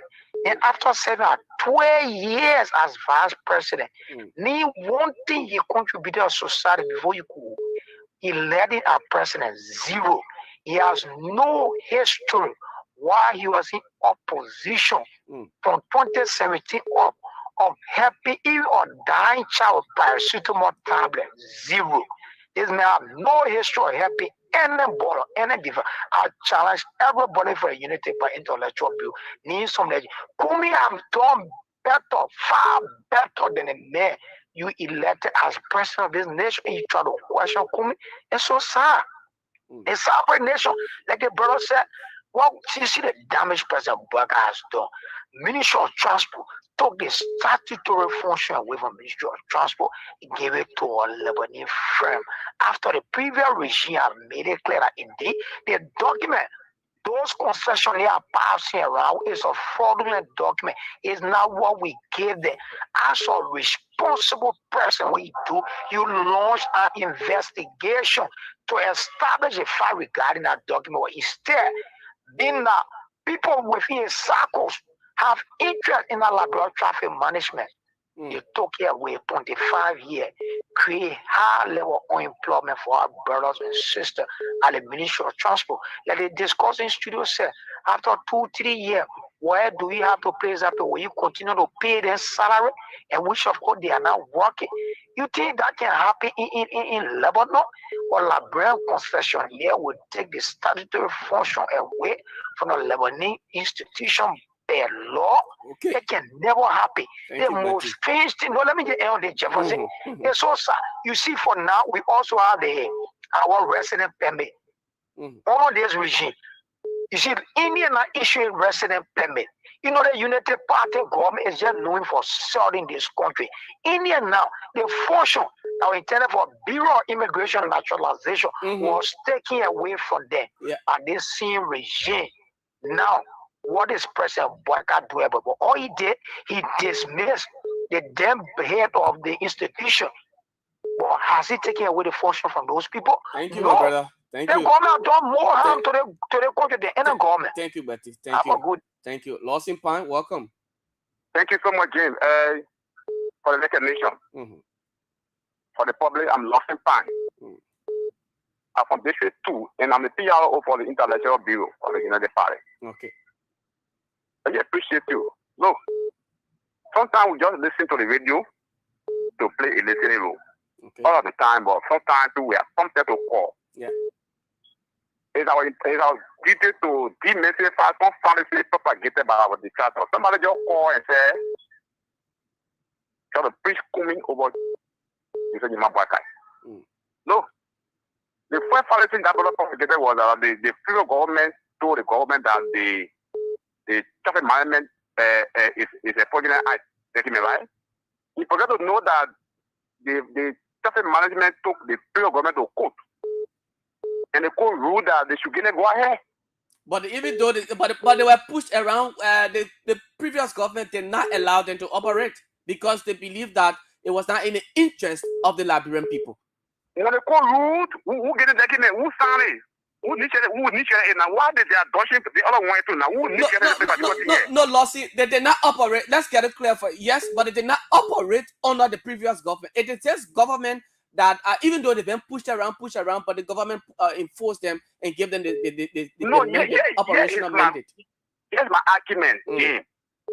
Who government initiated the particular initiative?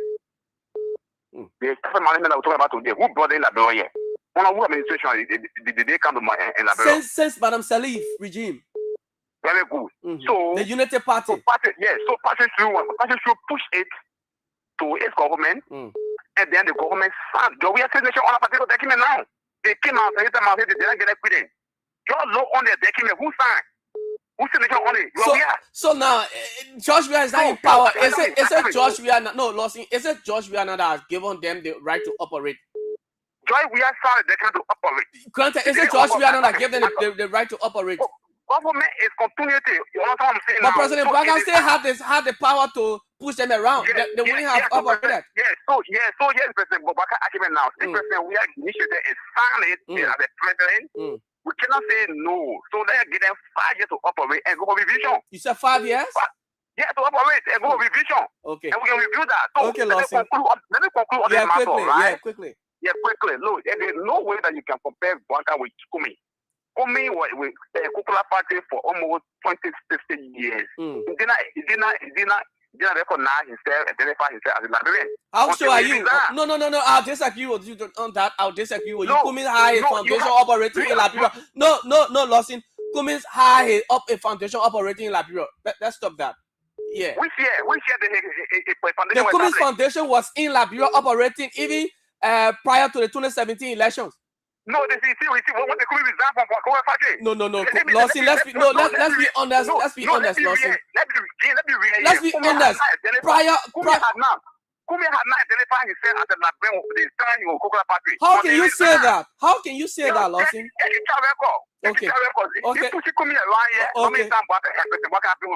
Thank you. And all the time the war was here. Okay. Kumi. Thank you. This morning, man. Thank you, Lawson. Sekou Fofana, welcome.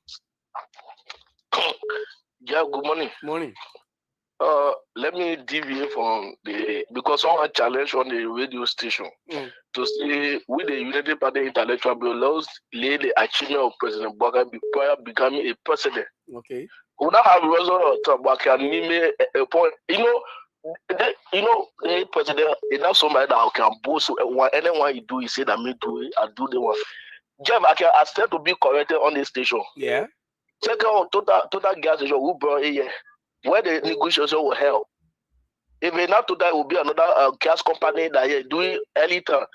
Joseph Baga was a agitator of that to come here. Being born country, people were suffering to cross the river, and also sending part of it. Where Joseph Baga did, he gave ferry out to the people to be crossing. Go bomb me. You go see Baga farm. The farm is not there for commercial farming, then consumption. If you student, you can go harvest, you go sell it, you free of charge, you go to your school, go over country. So the problem here is now talk about the telephone and call. Make a research. Okay. Even George Weah, and I even I know about George Weah more than any other citizen are here because I can make research. Because if I want to talk about somebody, I make research about you. Okay. Well, let's come to Kumi, right? Yeah. Kumi, I like Kumi. But they play again. But Musa Bede is my kinsman. But Musa is anyone Musa that destroyer. Musa destroy Kumi. How? And Kumi allow himself. Okay. Jeff, when you go to school, when you come from nursery A, you go to B. Yeah. ABC before you start proceeding, right? But how come you come from 6th grade, you go to all the way to 1st grade? That demotion.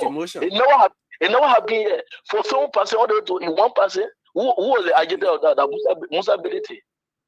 So what the the election results. I come in now, right? What Musa Bede the time they wanted to make Musa Beda the chairman of Liberty Party, people come on and say they make a allegation on him. They make is now Kume. One Yombi Kanga a Danos and a down the other say.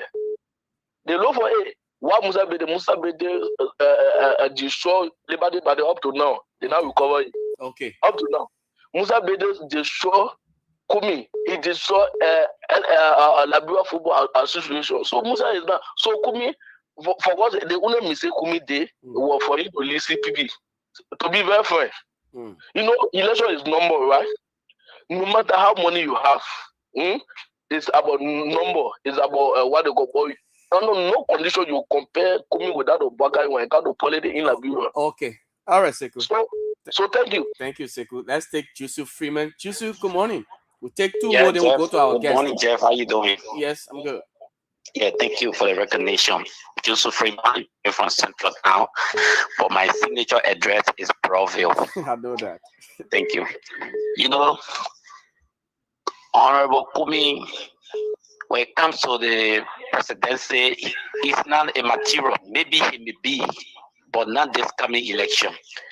Not the 2017 election. Is there a particular time for somebody to become president? Yes, to be presidential because material? you have to be strategic politically.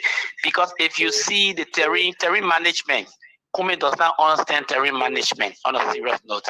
And again, the messenger Kumi got, they are not propagating the message holistically with sincerity.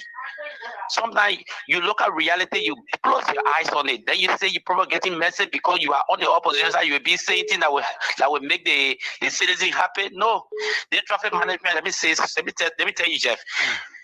Former President WEAH the one signed this agreement.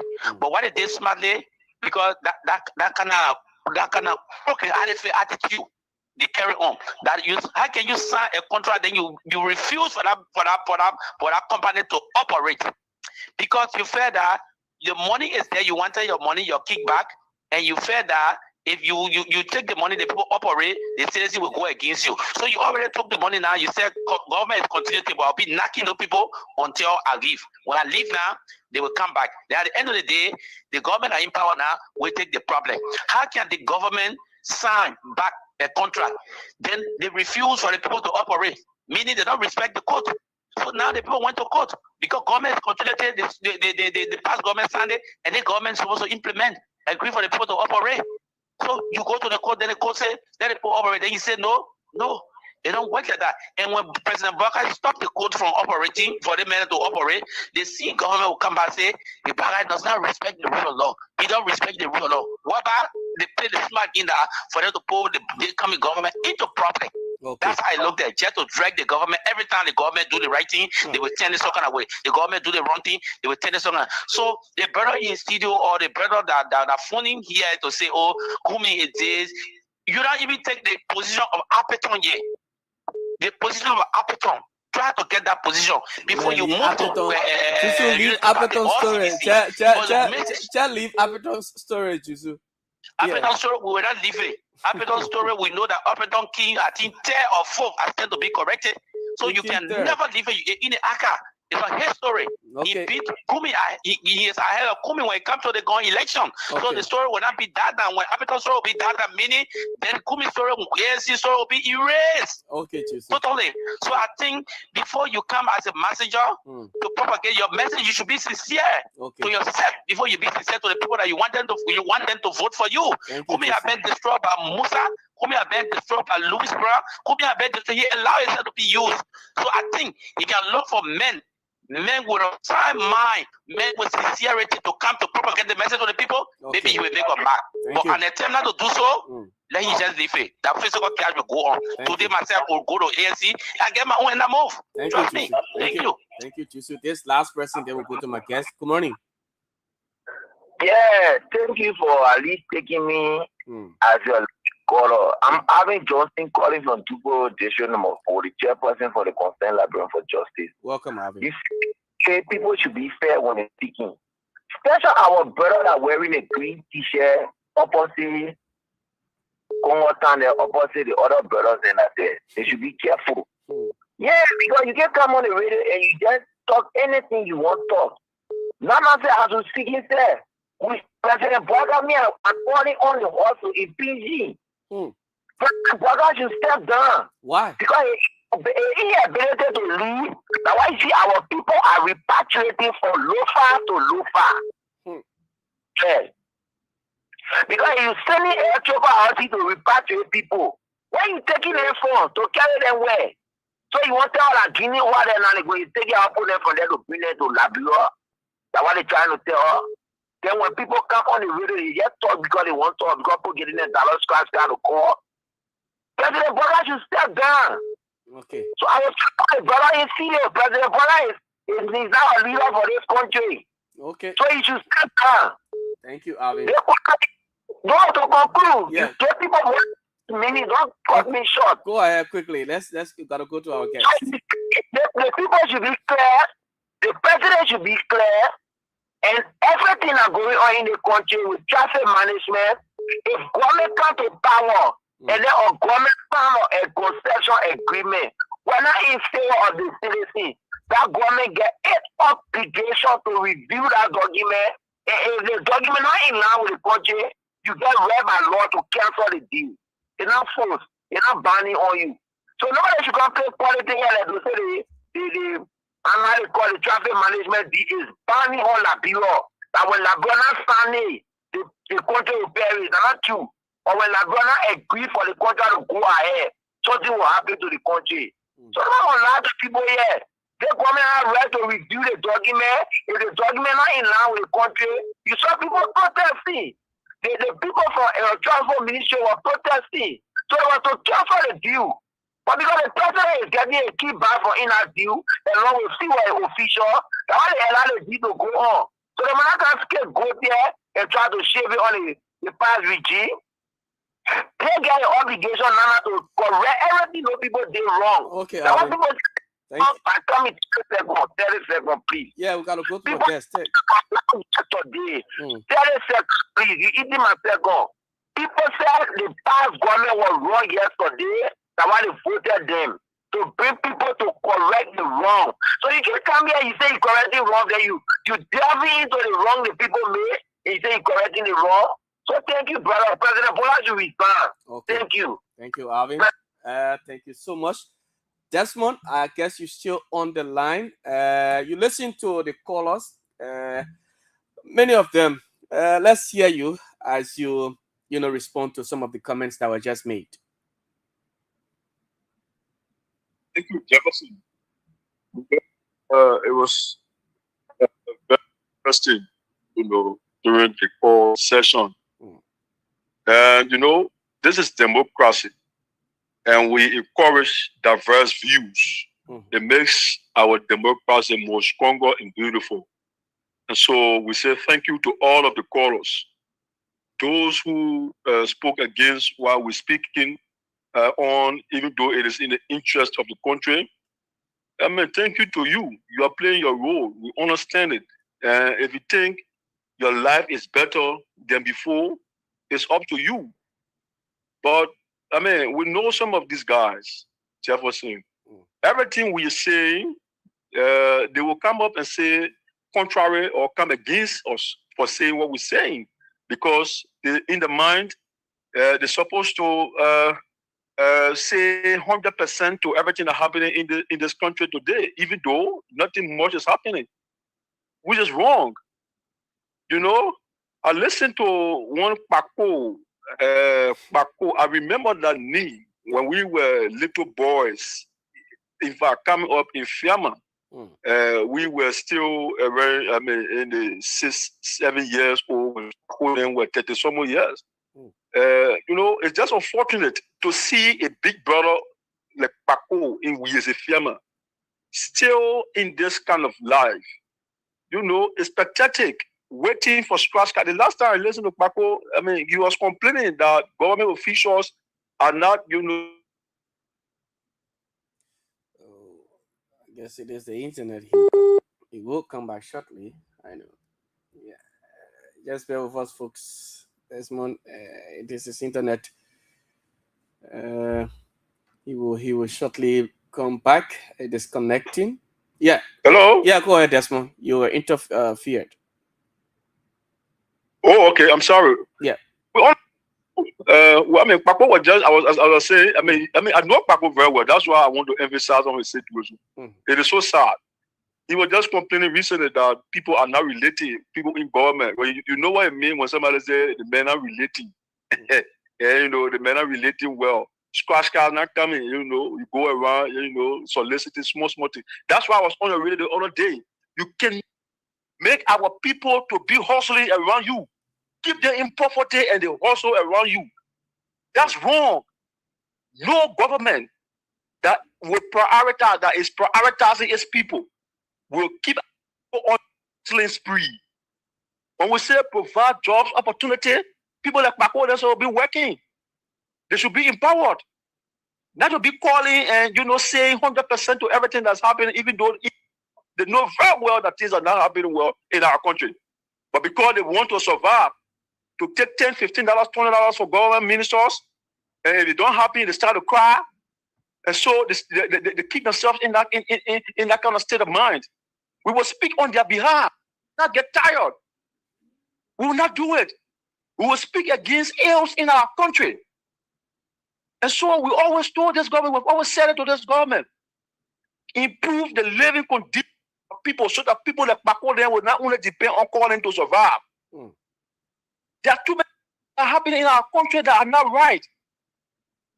And these are playing blind eyes to it simply because they're receiving scratch card. What is not right? Didn't MCSS teachers protest yesterday for salaries?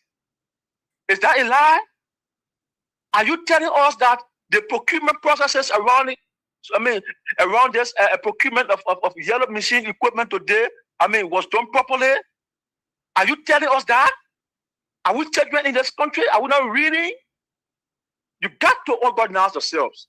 Stop allowing to use you. You were not created, or you were not, created to live that kind of life. Be truthful to yourselves. Are you telling me that you don't know what Alexander Cummings is doing in this country? What he's doing in our country, you don't know it? Mr. Cummings has paid wire fees for our people over the years. Somebody said before Mr. Cummings could enter into the politics, he did not do anything for our country. Where? In 2011, as far back as 2011, when the President Ellen Jones said he was in power, she bestowed upon Mr. Cummings the Nat Band Grand Master in Humane Order. That was the highest order a president can ever bestow a private citizen for human purposes. You record. That was far back in 2011. Under President Salif.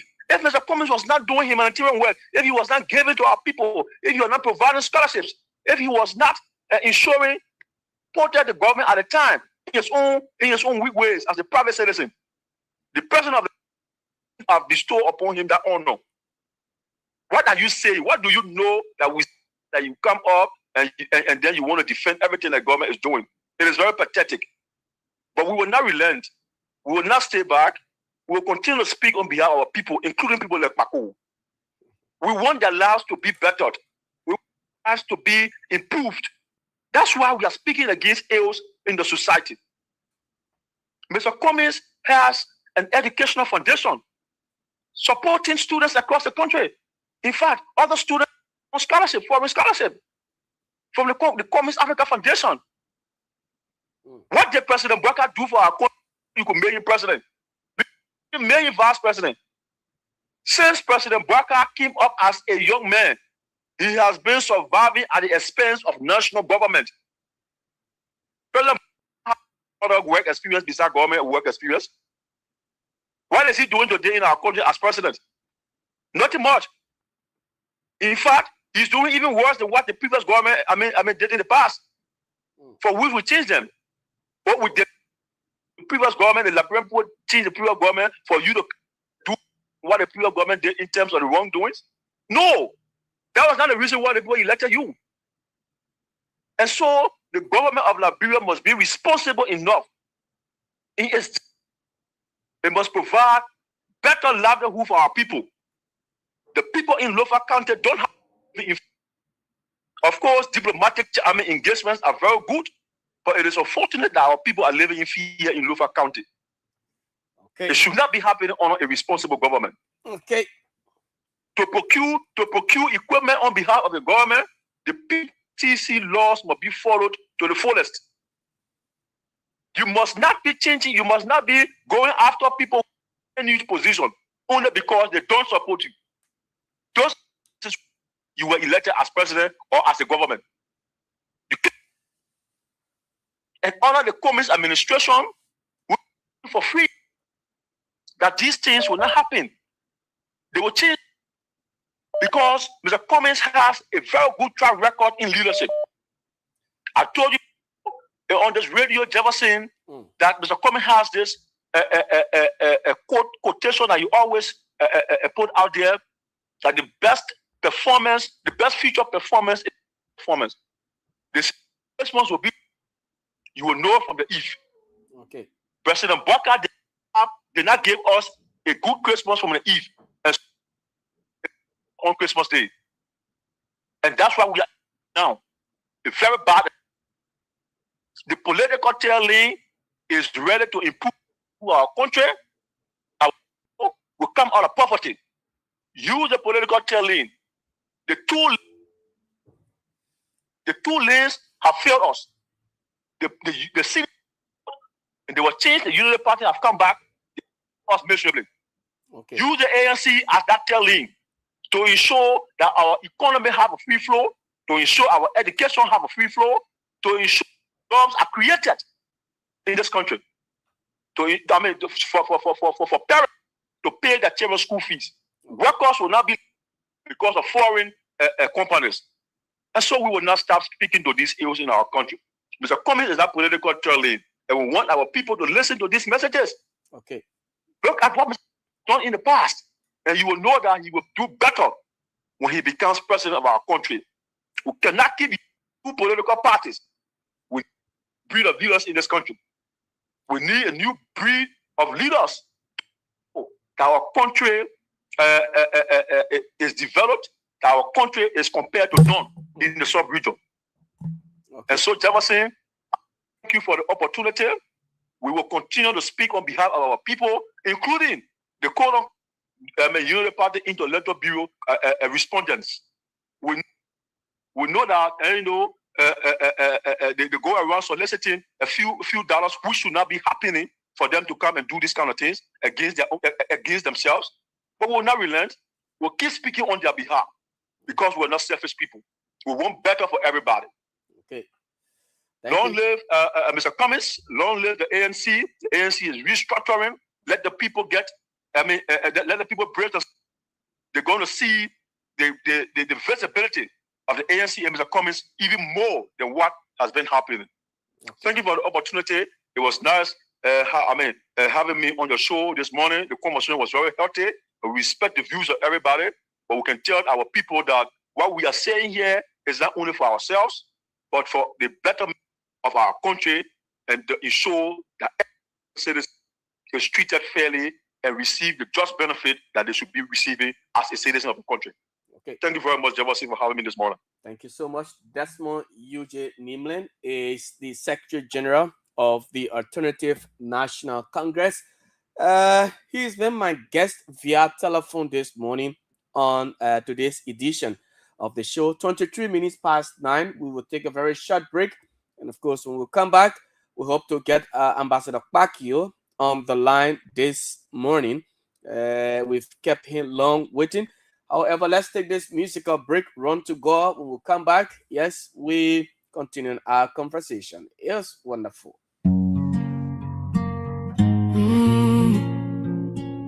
Yeah. Oh, Lord. When little not clear, they call your name.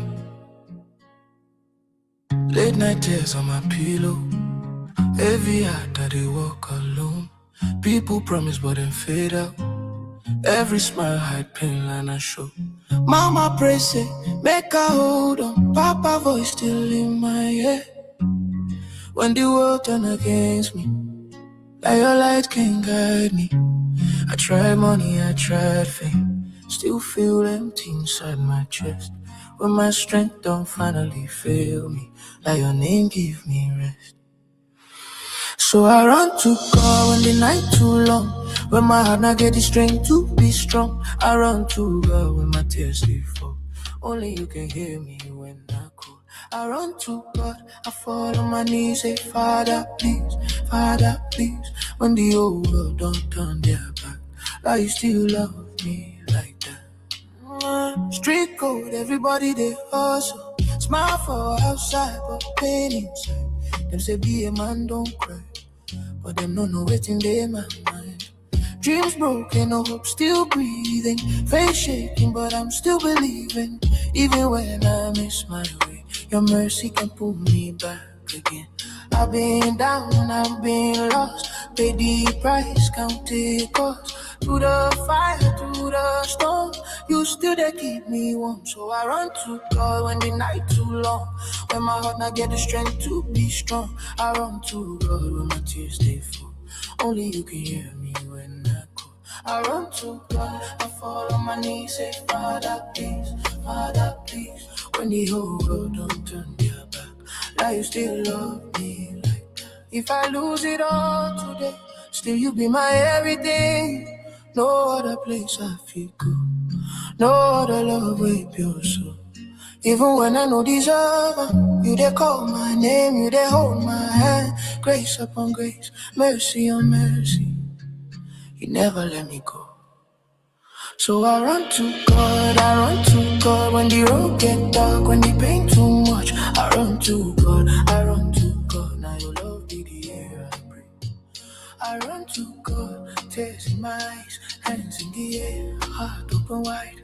Even if my voice they shake when I pray, I know you still they hear what I say. So when life no make sense at all,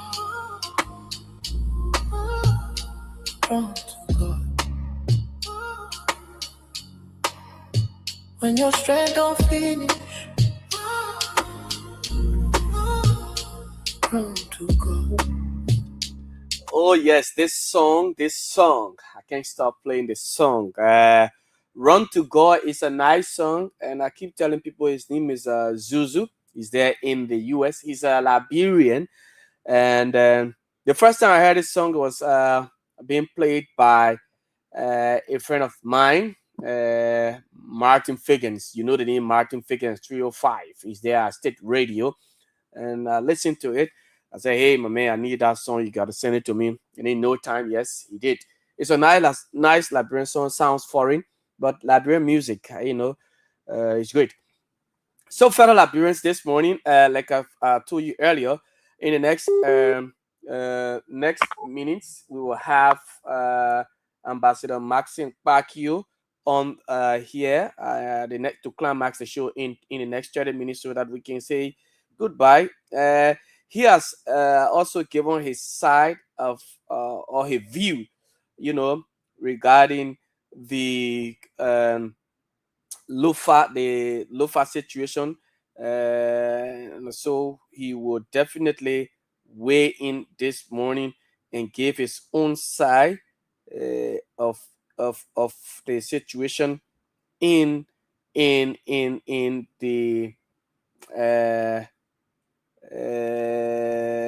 in that part of the country. Okay, so he's live on the line. Ambassador Maxine Pacquiao is live on the line this morning. Ambassador Pacquiao, good morning. This time around, we are doing this via telephone. How are you this morning? Welcome to the show. Yeah, thank you, Jefferson. Thank God. Thanks for asking as well. I hope you are doing well. Thank God. We are doing good. Thank God, except for what is happening, especially in my own town and district. I hail from Foya, so about concerning. But overall, I am good. Thank you. Okay. It's good that you from Foya, and several things have been happening in the country so far. Let's just go straight to it. We're particular about a situation in Lofa County.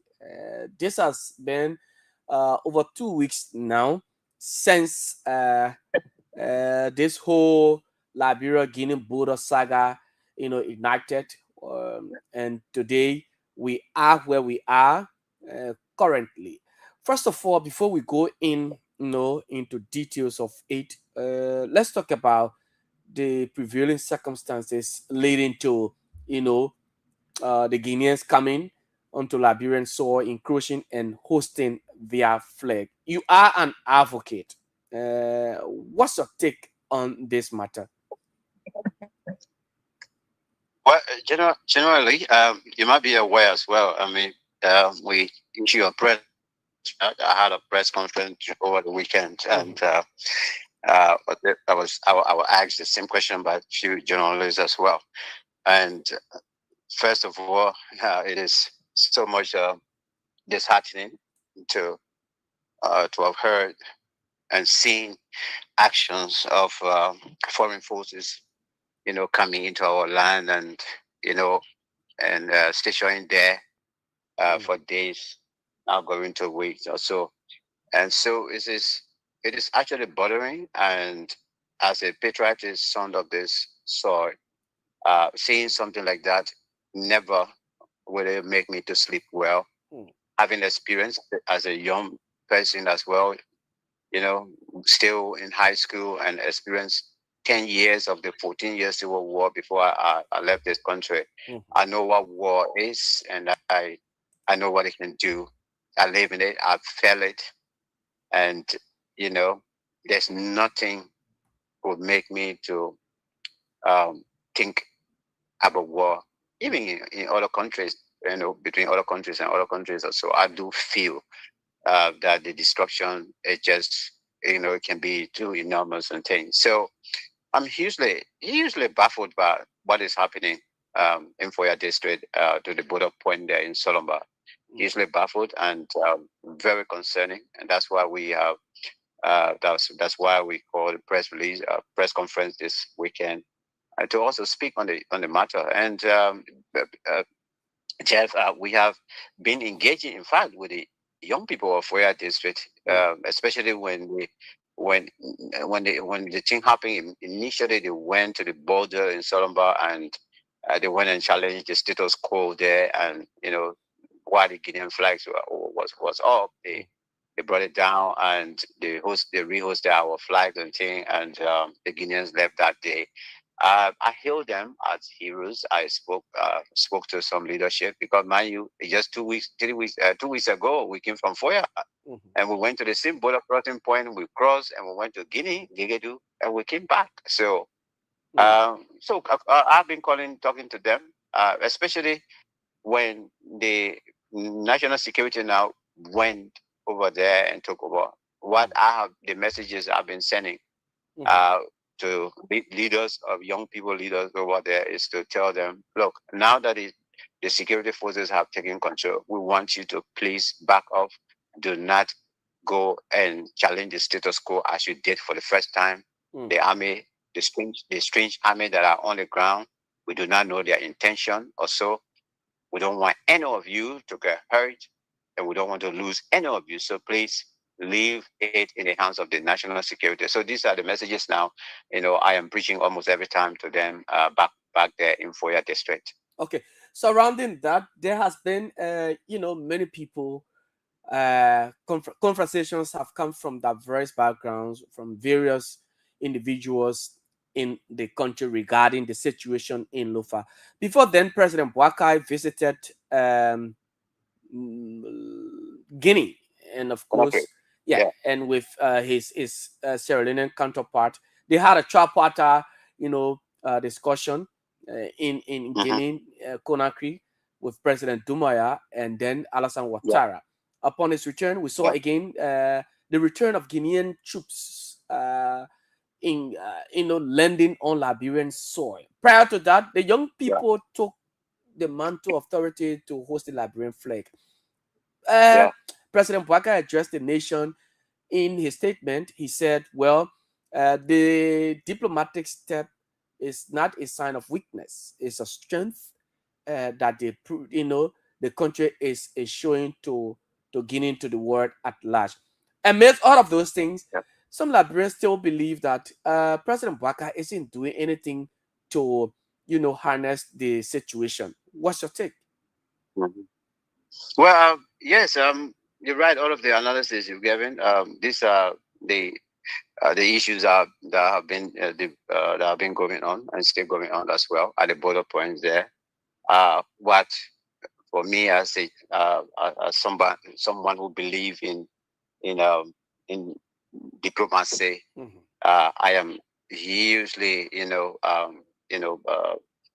happy the way the government, the president is handling this matter. And Jefferson, I just want you to be aware as well that this is not a military junta in operation in Liberia. This is not a military leadership that is in control here. It is a democratically elected government, and the system that we have here is a democracy, democratic institutions that we run here. So, as far as the way the issue have been handled by the state, by the government, for me as a peacemaker, as a student from the international relations background, a professional from the international relations background, this is the way it should go. If you want to avoid war, you don't go to challenge war. You go with peace in your hand. So all of those that are, maybe engaging and criticizing the government, and the government is not doing this, the president, the government is weak, this and that. They have no idea about how diplomacy works. They have no idea about what constitutes international relations. They don't have any idea. So I don't have problem with them. I don't have problem with somebody who doesn't know what they're talking about. I'll try my best to educate them, but if they can't and they want to continue, then that's fine. But as far as the way it's being handled, I want people to know this. This guy is in a civilian suit. But mind you, he is ordained as a military personnel. So all of his actions, it's just a matter of just wearing the civilian suit and moving around or so. But militarily, he is a military man. As far as leadership is concerned. Yeah. So obviously, as young as he is as well, the way he wants to, he will want to handle and solve issues. And the other person won't do that. So obviously, diplomacy is all for me, I can say, we should do. We know what we went through. And as a country, as people, those of us that lived and survived it, we know. Even those who were, maybe those who are talking, they are somewhere around 10 years or 9 or so, their parents were running here and there with them, trying to save them. They are today adults, and they have no idea. They are not even reading the history. They are not seeing what has happened in this country. So obviously, it can even become warmongers, and things. But it is sad. So diplomatically, I am happy the way it's been dealt with. But how? And people are also, the state is not talking. You can not everything diplomatically. You are dealing with on the international level. Not everything government will just bring to light. No, but who will tell you that a government that is elected to serve her people, will have an incursion like this, and nobody is doing anything? You said, Jeff, man, would that sound realistic to you, that they are not doing nothing? Somebody just wake up in the morning, have breakfast, have lunch, and sleep all day, and you're not doing nothing, and you have foreign forces in your land? No, you don't believe that. Diplomacy will be going on, other international engagement will be going on the diplomatic level, but it is not going to be everything, before you and myself. No, it's not. But Mr. Kpakio, with all of these things you're saying, there are some Liberians who still believe that the diplomatic stance or the diplomatic approach is not yielding fruit, owing to the fact that Guineans continue. No, some of them, Liberians now, they believe that the diplomatic approach is not yielding results because they still seeing Guinean troops, advancing on the soil. So they believe that that's not the approach. They need tougher actions to be taken. They've been calling on the government for the deployment of the military at those various points in Lofa County, specifically Solomba border points. So, I mean, people who are maybe wishing that the same way the people came, we should go with the iron fist that as well to go and remove them. Okay. You're talking about war. These people, like I said, let me repeat again, we do not even know their entire plans. Okay. I don't think the government said. Yeah, the government said we wouldn't know unless perhaps since this thing happened. I mean, so you want to tell me that even military intelligence from our side is not going on, crossing over into Guinea, passing anywhere to go and do work? Come on, all of these things, you won't hear it. But it's the person who can read between the lines, who is equipped with certain area of knowledge, and this is in this area we are talking about. People of diplomatic people that have diplomatic training backgrounds and people that have international relation training background as well. They will understand definitely that what I'm telling you now. I know what is going on, and I know that this government is not sitting. They are doing something. They are engaging. They are talking. But I still want to continue to encourage this government. This is the best way to go. Let them be there. So long they are not shooting anybody, any of our citizens. They are not shooting mortars and landing all the way in Foya or in Kolang. Let us continue to handle. Let the government continue to handle this thing diplomatically. These are many. The government in Guinea right now is a military-led government. Nobody should fool themselves. Okay. So, and besides that, this guy, he is as young as, far younger than Joseph Nyumaboka and Manda Bio. Sure. So obviously, they take him to be their son also. If he is bringing trouble in their territories, all they need to do is to handle it gently. Other than that, sending forces right now or sending army, the Sierra Leone will put together and send army to their border and say, our five soldiers that you have, we are going to make sure that we free them. That's war going to open right there. Let us be appreciative as well that up to now, what they did to Sierra Leone, they haven't done it to us. Especially when you grab army personnel of another country and you keeping them, you're keeping them. That's an insult to the entire country and thing. So if something like that was going to happen here, I don't know whether the same people are going to be happy that they get our soldiers, this and that. You're go carry the war and go and free our soldiers and whatsoever. I don't think we can do that. Sierra Leone, even in the very hot water, by virtue of their military personnel being in the hands of the Guinean authority, that's a huge disgrace. But all you have Manda Bio is doing, because myself I'm following their some friends in Freetown there, all Manda Bio is doing as well is engaging diplomatically to resolve the issue. Another concern from the Liberians, some of the Liberians, is that the president's visit to Guinea and his State of the Nation address or his address to the nation recently did not speak to the reality, owing to the fact that they are asking the question, what is the root cause of Guineans encroaching on the soil of Liberia? Why would they come to Liberia and just host their flag? What is it that the president cannot tell them? What was in the meeting discussed? Those are some of their concerns, Mr. Kwaki. Hello? Yeah, Mr. Kwaki, did you get me? Oh, yeah, I thought somebody called you. No. Yeah, the last question, what?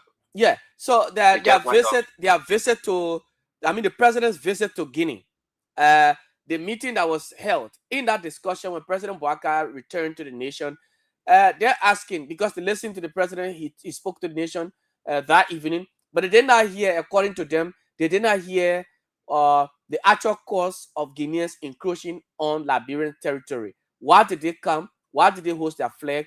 What was the cause of them coming to Liberia? The president, according to them, did not, explain to the Liberian people in his address. On the surface of diplomatic engagement, like I said from the onset, these issues and sometimes these meetings, it is not everything that you discuss there. Okay. You reveal to the public. Okay. Perhaps it could bring panic. Perhaps, it could bring confusion as well. So obviously, and as far as what we are following now is are concerned, I mean, some people are coming out giving history and whatsoever.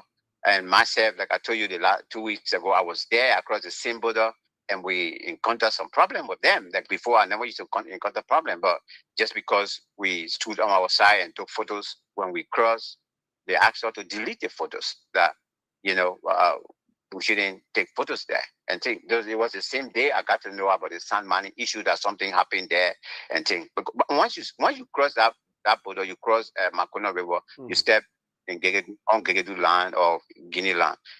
By the time you say hello in Kisi, more than 4, 5, 6, 7, 10 people will answer you and respond to you in Kisi.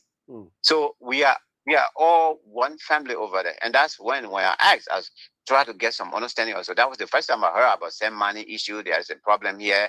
Because I told them, I told them I'm from Foya, but I don't live in Foya. I live far up and thing. I just came home to visit, and then here to Ngegedu, I get family here. I just came to see my family. And then before, immigration personnel from their end was able to confide in me and told me that there's a mining issue that here, and there's a land dispute that is developing, and I think it is not going to be, an easy thing for all of our people. This is when he made me to understand. I said, oh, okay. Before I came back to Foya and found out, say, there's a money issue now, and Guinea is now also claiming that the entire river, Makona River, is for them. I mean, from my own investigation, that's why I got that the only border, what shares of border is the river bank, Makona River Bank on our side. Okay. The bank, the bank of the river on our side is the border point. But the entire river belongs is for them. Those are the stories I started hearing. So that so long the entire river for them, then there should be no money from the Liberian side. So that I heard that as well. Then beyond that, again, some people, also, from one, person to another having chat. I was just trying to get understanding of the situation face to face with somebody else. So, and then I started hearing, oh no, the Guinean actually they claiming the whole Solomba for them as well and thing. So when we left now before this happened, so it is ringing bells in my ears that something more sinister, than what we are hearing as well is on it. But as far as dealing with the issue is concerned, I think we should let the government to continue to deal with the issue diplomatically. Because right now, I can't lie to anybody. It doesn't matter the number of people you have. Okay. But it doesn't matter how small you may be. But sometimes if an adult continue to pick force on you, somebody older than you continue to pick force on you, God can give you some kind of strength that only one hit, that person will go on the ground. So obviously, people who talking, oh, we don't have army, this and that, revealing the amount of army we have and whatsoever. Come on, Liberia. I think what we passed through have taught us a lesson, or taught us many lessons that we can be in power to face any challenge as far as we're concerned. But I just want to urge patriotic citizens that the best thing you can do at a particular moment at this juncture is for you to remain patriotic and support your government, your country, and stand behind your country, even if that just immigration officers at that border point. All of us should continue to hail them and support them and appreciate them for what they are doing there. Let the executive handle it diplomatically. So obviously, have you heard that United Nations General Assembly is aware of the situation? You don't know, but do you want to know? Yes, of course you want to know. But why, if you are not told? You can't create lies and say, oh, the people are not doing anything. We are just here. We just here as a lame dog in a country or so. We don't have power, this and that also. No, a lot when this situation going on, that a lot can be going on, but diplomatically as well. Engagement is not everything that they will tell you. It's just a military operation. Guinea is not telling all of our citizens what is happening there. No, but the people just seeing military being present, in some part of some part of the country, and then or crossing over in other people's country as well. So obviously, all we need to do, let's remain patriotic. Those of you that are patriotic, remain patriotic and stand behind your country, and stand behind your Ghanaian men and women that are at the front there, trying to make sure that the encroachment cannot cross wherever they are at the moment. That all I will call for. Okay. But let's continue to support our country. Let's continue to be loyal to our country. But to stand or to come on the radio, to go on the internet, and and betray your country with words, it's disheartening to note, Jeff. I'm so baffled by those who are doing those things. Finally on this matter, with the prevailing situation now in Lofa, in Foya, Liberians, some around those surrounding villages and towns are now being displaced, leaving their hometowns, their villages, going as far as Foya district itself. What would be your call to government in making sure that these people are not being displaced in their own country? Even though the Speaker of the House and he led a team of lawmakers there, he also called on the LRRC and the National Disaster Management, to make some intervention. What should government do now to have these people, living out of fear currently? Well, I think government is engaging, like what I tell you as well. Myself, I'm engaging. We have two major radio stations there, Radio Tamateco and Radio Makona. So sometimes I call and I talk to the young people. I've been doing that. So obviously, government, the local authorities are also on the ground. They are always engaging their people as well and encouraging them. But as far as being internally displaced is concerned, the good start of it is that you are within your family range. People can reach out to you. You spending time with other family members and things. And some of these people have complained about farming activities, that the situation has caused serious setback for them, owing to the fact that they will soon be farming. Yeah, Jeff. I mean, I know our people. I mean, even when I was there the last time, from Foya to go to Solomba, it's about 30 minutes, 35 minutes or so. And everything you see along the way is, farming, coffee gardens and coffee plantation and things. So obviously our people are believe in hard work also. So, you waking up every morning by 7 o'clock, you're already on your way going on your farm. It's a routine thing you're doing. And this day will come now and tell you, say, you can't go on that farm today or so. It is heartening. It is. It's something that is troubling. So, but that's why the local authority, the government is working along with the local authority to make sure that those are people that are displaced internally there, they are catered to, they are giving attention to as well. So, it's something that for me personally, since they are not refugees in other people's countries, then we are all family. We take care of each other. That's the thing. But this is what Guinea is also forgetting, that today anything fall between and if any retaliation comes and we say, well, we're defending our country, you'll go back and then war open, the same citizens then will be crossing to each other countries for safety. Of course, the Liberians will be crossing over to Guinea. Guineans will be coming back and especially to the long border range there as well. We are all kissing lip, all of them. We are all kissing. The moment you cross the other side, you put your hand up and you speak kissing. Somebody won't want to shoot you. So obviously, we can only continue to hope for the best, for the peaceful resolution of these particular challenges that we are facing. But I am glad that our citizens, we will continue to talk to them, especially the young people who are state threatening that they want to actually go and face the army. We'll continue to engage them, to tell them that, I mean, you don't have to go now to engage them. You don't have arm also. These people are only, maybe people are only shouting at you one time or so. You may get fainted or so. So obviously, we're talking to them. We'll continue to engage as government is engaging the whole situation diplomatically. For some of us who have, little voices in that part of Liberia, the district, we will continue to engage our young people to diffuse the tension from within them, so that they cannot escalate things. Let them leave it with the government, the national state, the national government. Let them leave it so that it can be handled appropriately. Okay. All right. Almost out of time. Any final word before we let you go? Yeah, Jeff, we just wanted to let you know that last October we want to let our people know. Last October, November, we wrote a petition.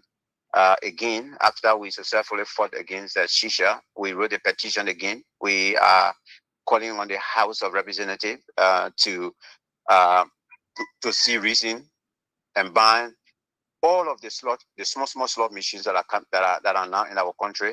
We want the government through the national legislature to ban these machines coming in our country, to stop them from being used in our country. What are those small slot machines you're talking about? They have these small gambling machine. The people, okay, the children can put $10 coins in them. Okay. Yeah, $10 coins. So we done our research as far as gambling itself is concerned. It does have mental health connection, and so seeing our little children as young as even 9 years old going to sit there and putting coins in those machines, we think it's a serious distraction to them. Education, they will become to not even want to go to school. And we believe as well that some of them who are not stealing right now, they will start stealing from their parents to go and certify their gambling habit. This is not the type of investment we want. This is a serious distraction, and our children will not learn. So we are calling on the lawmakers to ban these machines in our country. We also ask the lawmakers to also ban the smoking of vape in our country as well. They call it electronic cigarette. We have also done the research medically. The same effect that shisha will give you, or any tobacco will give you, this particular e-cigarette or vape that looking at impact or heavy smoke can come out of it. It will also give you all the cardiovascular diseases. And in addition to that, the third one is we want looting to be criminalized in this country. Jeff, it is so disheartening that we have been seeing in recent times as well, up to now. A motor vehicle will be involved in an accident either on the highway or so, and people will be wounded also. Instead of our people going to go help, to rescue people, they are going there to take their personal belongings and running away with it. A store, a business person's store will be burning. Instead of our own people, instead of our people going to help the individual to actually save some items, they are going there to take this item and take it to their home. Looting is criminal in nature. It is criminal. So we are calling our lawmakers. We want them to see reason as well that looting should be criminalized in the country. When somebody's property is burning, you go there, you take things and you take it to your house. You should be penalized for it. When motor vehicle make an accident and people are suffering the crime for their lives or so, and you go there just to check in their pockets or take their bags and run away with them, that's criminal. So these are the three things we sent to the House last October. We are hoping that this will take effect. Hopefully, I understand that they're going for break, but when they come from break, we hope that they will put it on the table. But it is disheartening that since October, November last year up to now, we can't hear anything about it in the House of Representatives, which is now going down well with us. So these are some of the concerns we just wanted to share with you as well, and we do appreciate your kind gesture this morning to having us on your platform. Okay, thank you so much. We hope to have these engagements more often. Thank you very, very much. Yeah, thank you. Hopefully soon we will be face to face with you as well in your studio. But thank you for today, and thanks for the show as always. My regards to you and your colleagues at that wonderful, wonderful station. Okay. Thank you. All right. Ambassador Maxim Pacquiao is the executive director of Hope Restore Foundation, Hope Restore Liberia Foundation. He's been here closing us, climaxing the day on the Kear Morning Show. It has been a wonderful, wonderful conversation. My name is Jefferson Perry. We are thanks to those of you who played the listening role. And thanks to you who also called in to make your input as well. Thanks for watching us always. My name is Jefferson. We are until then. I'll talk to you again. Be on tomorrow morning. Have yourselves a blessed day from Monrovia.